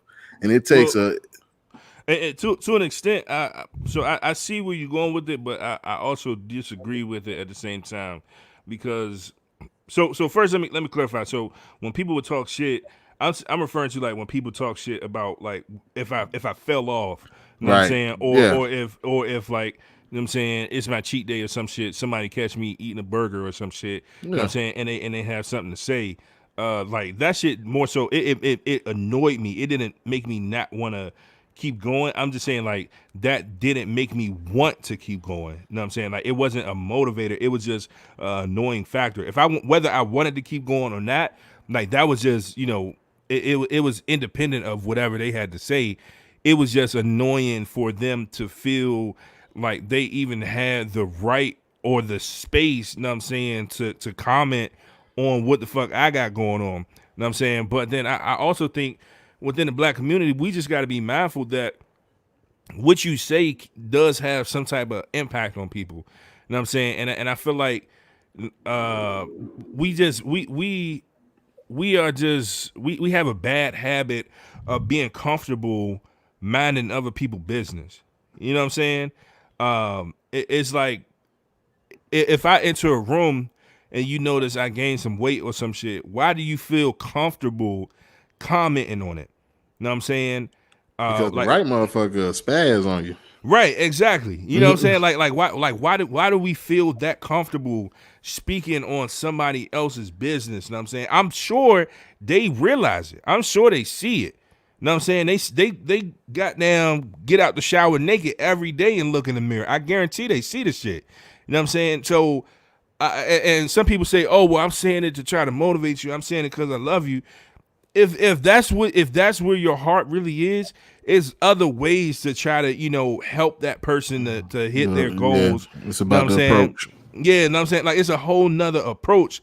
But like, and I think this has been a thing for years and generations. You know what I'm saying? Like you go to grandma's house. You know what I'm saying? Mind you, grandma, her flabby ass body. You know what I'm saying? Flabby ass neck and shit. Old as fuck, but got the nerve to be like, "Oh, you getting big." You know what I'm saying? Like, and I'm sure that's like a lot of people know that shit. But if you come in like, "Grandma, you look old as fuck today. What the hell? You damn." You know what I'm saying? Then all of a sudden you disrespectful, you out of line. You know what I'm saying? Or goddamn somebody like, and I think people even do it to skinny people too. And I've been guilty of all of this that I'm saying, by the way. So I'm holding myself accountable too, because in the past I've done it. You know what I'm saying? But people be like, "Oh, damn, you skinny as hell. You need to eat. You need to eat some." You know what I'm saying? But if that person was to clap back and be like, "Damn, you ain't seen your kids in about 3 years. When the fuck you gonna see your kids?" You know what I'm saying? Then you being messy and shit. You know what I'm saying? Like, oh, you went too far. You know what I'm saying? But it's like, why do we feel so comfortable minding other people's business and I commenting just on think their that life. I just think that's insecurity. People like to take the attention off of what's truly going on in their own lives, bro, and like to bring out other people's shortcomings or other people's flaws in order to make them feel better about whatever they got going on in their lives. And that's one thing social media does, man. It allows you to be, say, and feel however you want to feel, but in real life, you hurting inside. You Yeah, know what I'm saying? yeah, and it's just crazy. Go ahead, Nia. I was gonna say to another point that y'all were saying earlier about staying motivated or something like that. And like to the sentiment of, oh well, somebody said something, now fuck this, I don't want to do it anymore. I completely agree. People shouldn't be so comfortable minding other people's business. I'm really anti being in my business really bad. Like I have it really bad to the point where I be don't talking to my family because I don't want anybody talking about my business. But that's something I'm personally working on. But outside of that though, right? I feel like it's a valid feeling when people say, oh dang, like all these people keep talking negatively to me, and it not necessarily motivate you but make you be like, oh well, fuck it then, you know what I'm saying, like fuck all my efforts or whatever. But within that, I think that versus like saying, oh well, you didn't really want to do it in the first place, I think we should practice more naming our emotions in order to better nurture those emotions. So Mm, if somebody says to me, oh dang, you look like, you might be gaining some weight, or if I feel like I don't want to go somewhere because I gained some weight, instead of just saying, oh well, fuck it, this shit's not working, it's not worth my time, say like, you know this actually kind of makes me feel kind of down, or this actually makes me feel disappointed in myself, this actually, like, whatever that specific emotion is. So then you can nurture that disappointment, you can nurture that guilt, you can nurture those things. So then in that moment, you don't just say, well, fuck everything, because you're not dealing with that exact emotion that you're feeling.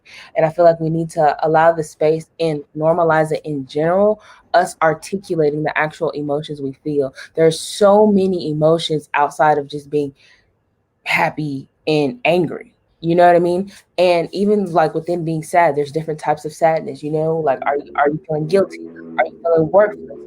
Are you feeling miserable? Are you feel, and within each lane, there's a specific way to nurture that. There's a specific way to affirm that, so you can feel better versus tainting your overall goal because we mm, aren't specifically nurturing how we're feeling. But yeah. you know what I think kind of causes that though? I think that a lot of times when people hear those outside, comments or whatever, a lot of times it just may be that that's how that person feel about themselves, and they getting reassured by outside people, whether they can mean it as motivation or just being, minding people business. And I Mm, think that is what creates the whole, well, fuck it then, because I feel this way about me, everybody else feel this way about me, what's the true point? And that's where that mindset nurturing really comes into play, because you have to be stronger than Mm-hmm. what everybody else has to say. Because like I said, if you can always understand that somebody has it worse than you, like literally the same motherfucker who said something about you and your process don't even have a process. mm, So that's why they got so much time to even comment on your shit. So you gotta do things and use the resources to help build your mindset. It's more than just, and we was just talking about the whole music thing. And with the what I was trying to say with the music is that those frequencies that those musics be, playing on and being produced on, those do have an effect on the mental. So I'm practicing lucid dreaming, right? So in order for me to have these lucid dreams, I have to take in positivity and be very mindful of my day, because I have to be able to separate dream from reality. I know that mm, everybody has had a dream where they felt like, damn, this shit is kind of too real. You know what I'm saying? I want to be able to bring out manifestation through lucid dreaming because I'm lucidly dreaming about my goals and stuff like that. And I think that mindset, when it comes to mindset, is something that has to be nurtured every day.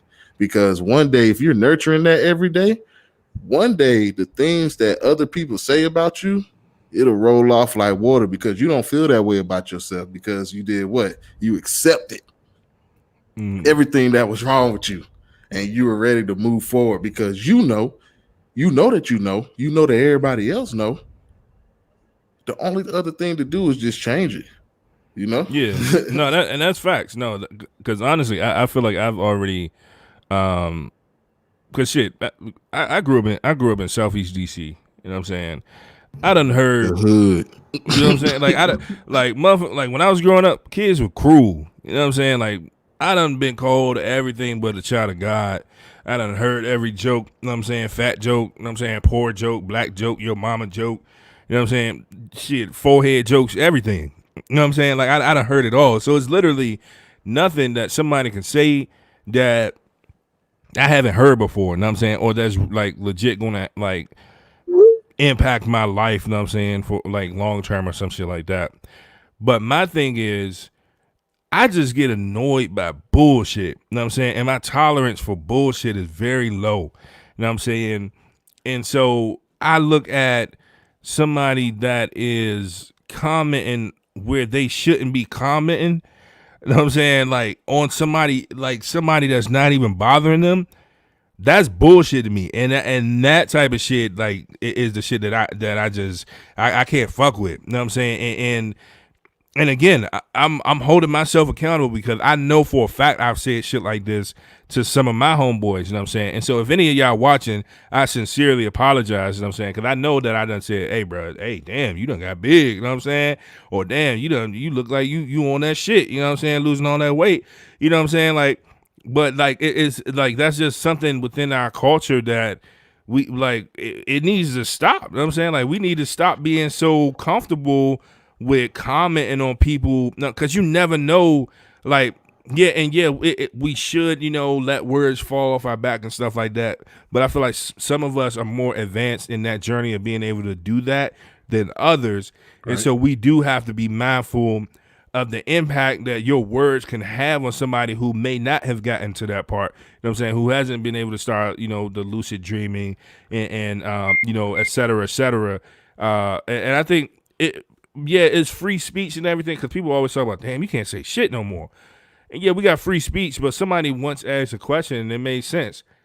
You got free speech, but why did you choose to use your words the way you use them?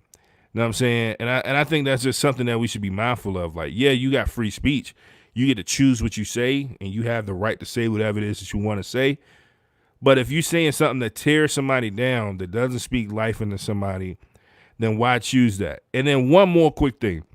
A lot of people comment on big people, and they say, oh, well, I want them to be healthy. You know what I'm saying? I want to help them. I want to motivate them. Motherfuckers rarely say anything, like half the shit that they have to say about big people, they rarely have to say it about skinny people. You know what I'm saying? Or they rarely have shit to say about their, just normal body person. You know what I'm saying? Definitely be skinny and unhealthy. Right. You know what I'm saying? They won't say nothing to their mans who goddamn survive on a diet of onion rings and weed. You know what I'm saying? like they won't say nothing to that motherfucker. Like you know what I'm saying? Like, but because this person is big, yeah, like this person big, and you see them eat a burger. Now all of a sudden, like you want to be Captain Doctor and shit. You know what I'm saying? like the fuck? Like nah, bro, nah. You know what I'm saying? Like, and I hate that shit. It's either people saying something to fat people, which is majority of the time, or they say something to skinny people like you need to eat more. You know what I'm saying? But they never say nothing to people that just have unhealthy habits, but they swear that they care about the health of their friends. You know what I'm saying? You don't even ask how your man's doing, just like legit, like, yo, how you doing? You know what I'm saying? You don't even listen to your man's, none of that shit, but you care about, their health. You know what I'm saying? Like it's just so much shit. You know what I'm saying? It's more than just physical health, man. Health Right, is it's around the board, bro. right. It's usually the main part is usually the mental Just health. that, yeah, that what affects everything else. Yeah, like you control the head, the body will follow. Right. You know what I'm saying? And that's across the board. You know what I'm saying? And that's what I was saying before. You know what I'm saying? When I fell off my journey, it was because I didn't have the mental health, you know what I'm saying, in order to be able to navigate life and deal with the shit I had to deal with and stay motivated for my journey. And this is somebody who had publicized his journey, that was motivating other people. I had mad people saying, yo, D, you're inspirational. I love what you're doing. Keep going. Keep it up. I had all of that. You know what I'm saying? And I still fell off. All of that progress gone. 60 pounds, all that shit came back. You know what I'm saying? And that was because my mental health. You know what I'm saying? And that's not an excuse. That's real shit. Because I think sometimes people, like, you know, underestimate the power of where your mindset is. But Yeah.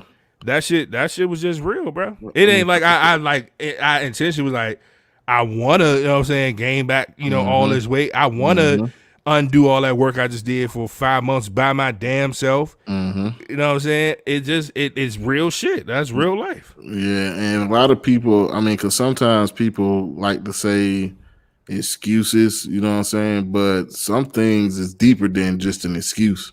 Right. You know what I'm saying? Like, that's really that person's mindset on why or why not they should continue or not. You know what I'm saying? And right now, just in my journey, man, I'm at the point to where can't nothing really backtrack me. You know what I'm saying? Or stop me from doing what I'm doing, because things are accelerating, and I am definitely, you know, feeling in a place to where I'm ready to just bring it all together, get my mind, body, you know, spirit right, because I feel like I'm about to be around a lot of success, and I need to remain grounded within that success so I don't lose my way with everything that's to come. You know what I'm saying? I definitely want to remain who I am, my morals and what I stand on, and make sure that, you know, money, women, whatever can't move me. If I move, it's because I wanted to move. You know what I'm saying? Or I felt like it was a part of my plan, or it was necessary for my goal. You know what I'm saying? So I think that, you know, don't underestimate the process of nurturing your mindset, man. Please don't, because you can't do anything else if your mind isn't right, bro. And, you know, nobody's going to really help you do it. You might have support, like D said, but as soon as you fall off, so do the support. You know what I'm saying? So you sure you don't want to say it? Go ahead, say it. She said, I was just gonna say that if I'm speaking specifically in regards to weight loss, I mean, honestly, in general, any major journey that you embark on, I don't feel like it's ever over, if that makes sense. Like, definitely, there's once you introduce something into your experience, it's there. So whatever you are doing now to continue on that journey is still a part of that journey, you know, because like what you were saying, D, like you're like, oh well, you know, I gained all the weight back, like that doesn't mean it's over. You've learned so much, and your mind has changed so much, and you've nurtured yourself in so many different ways that when like you like mentally and emotionally have advanced so much from where you were before, that when it starts to physically manifest again, it's going to mean something different. You know, it's going to be a manifestation of something different. But that doesn't mean that it ever stopped either. And I feel like that was something I just kind of just like said to myself, because I feel like overall it's more encouraging, and like just in general, me wanting to be more aware and intentional with my words as far as speaking life into things and being nice to myself and extending grace to myself. Because like for me, like I had almost lost 70 pounds. I lost about 65 pounds and gained it all back as well, and was just like really mean to myself. Like, how could you do that? Like, you did all this work for no fucking reason, just being really mean, you know what I mean? Versus instead of being mean to myself, instead of sitting down and saying, okay, so why did it happen? What were you feeling? What were you going through? How can we learn from this? How can we grow from this? How can we get stronger from this? Which I did after the fact, I feel like. And I stopped saying, oh, well, this is when this happened this time, and now this time is separate. No, it's all continuous. You know what I mean? Like, just like in general, like when you're healing from a situation where they're like a bad breakup or whatever, like it's never linear. You know what I mean? It's not just gonna be just a straight, you know what I'm saying? You're gonna have good days, you're gonna have bad days, you're gonna have good years, you're gonna have bad years, you know what I mean? But and even with it being good and bad, that's even subjective, because at the end of the day, it all contributes to your collective growth overall. And that growth and that blossom and those seeds you're planting, you know, blossoming and being those roses and things like that, ultimately, I feel like it's the greatest reward you can reap. You know what I mean? So it's just like, I don't feel like, you know what I'm saying? You fucking forgot what I said. All that to say that for you. I appreciate it's all the same. Yeah, because it's all the same. You're exactly right. The only way I could say that is separated is if you just completely quit and never pick it back up. That's how I feel. Like if you don't ever go back to it, you know what I'm saying, then you quit and you failed at that. But another thing you said that I think is very important too is the not being so hard on yourself. Because being hard on yourself will prevent you from or it'll make you become stagnant to progression as well. So a lot of times we're our own worst enemies by being hard on ourselves and telling ourselves, why do we do this or why do we do that, when it's all a part of that journey, like you say. So if you continue on that path that you're on, that's a part of the journey. So everything that you've been through, it has helped to mold you to the point that you are right now in your life. Hey, and real quick, no, that's real, and I appreciate what both of you said. Nothing. I'm just kidding. no, I do see your. Nia is actually a really good friend of mine, and yeah, I don't know if y'all can tell, maybe even from one of the earlier episodes that you were on the live, people might be able to tell if y'all go back and look. Her face is really slimmed down. She has lost mad weight. How much weight have you lost so far? I've lost about 40 pounds so far. 40 fucking pounds. So big shout out to Nia. That is fucking amazing. But one thing that you said that it reminds me of a saying that I have. You said you can't really say something is a good or a bad experience because you need, like both of those are like collectively, adding to the seeds that you planted. And that's important because I look at everybody as though we're a plant, a flower, a tree, a bush, whatever you want to fucking be. You know what I'm saying? But all of those plants, you know what I'm saying, they all start as seeds. You know what I'm saying? Like you said. And each plant needs sunshine, but it also needs rainy days. You know what I'm saying? And you can't have one without the other. If you have all sunny days, you're gonna dry out. You know what I'm saying? If you don't have if you have all rainy nights, then you're gonna drown. You know what I'm saying? So the sunny days and the rainy nights, they kind of balance each other out. The good and the bad, quote unquote, balance each other out. So you need those highs and those lows.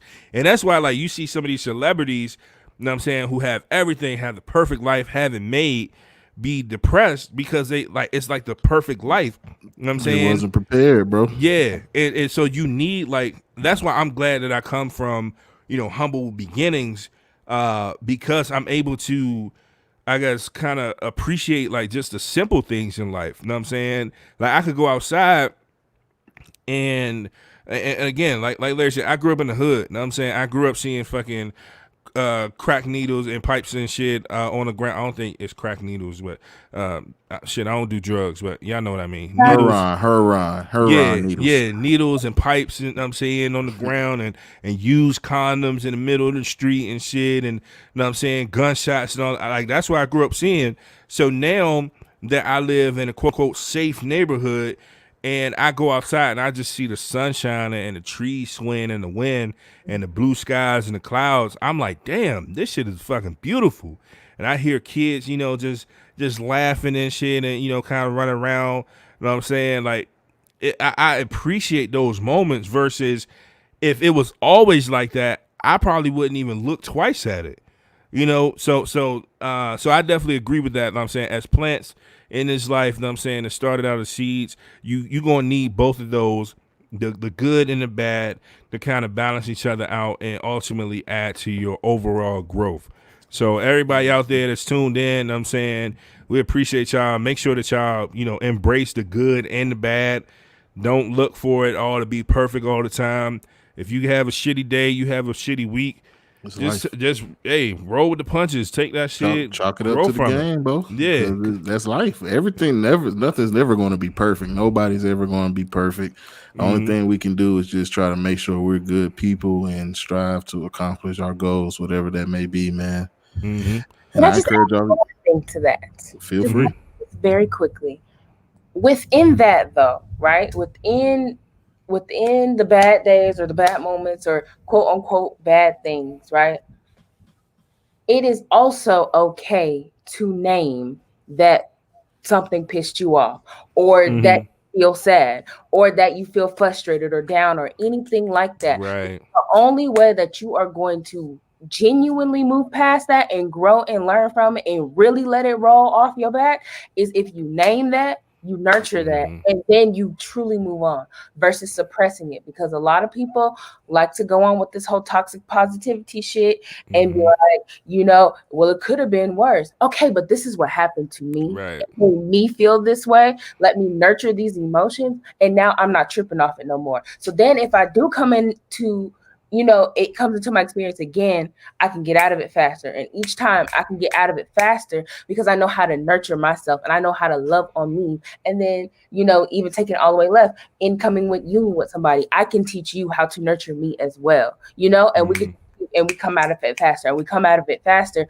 which helps you get to where you want to be quicker because you can get out of those moments faster and you get those lessons that you're supposed to learn faster. But you will only get there if you name how you feel. It's okay if you're sad. It's okay. Yeah. It's okay to be angry. It's okay to experience all of that with the intention to grow from it, to learn from it, and then to truly move past from it. A word from Nia. Yeah, it is. Yeah, That's it is. real. Hey, so basically, if you see somebody get shot in the leg, don't tell them, hey, shit, you could have got shot in your asshole.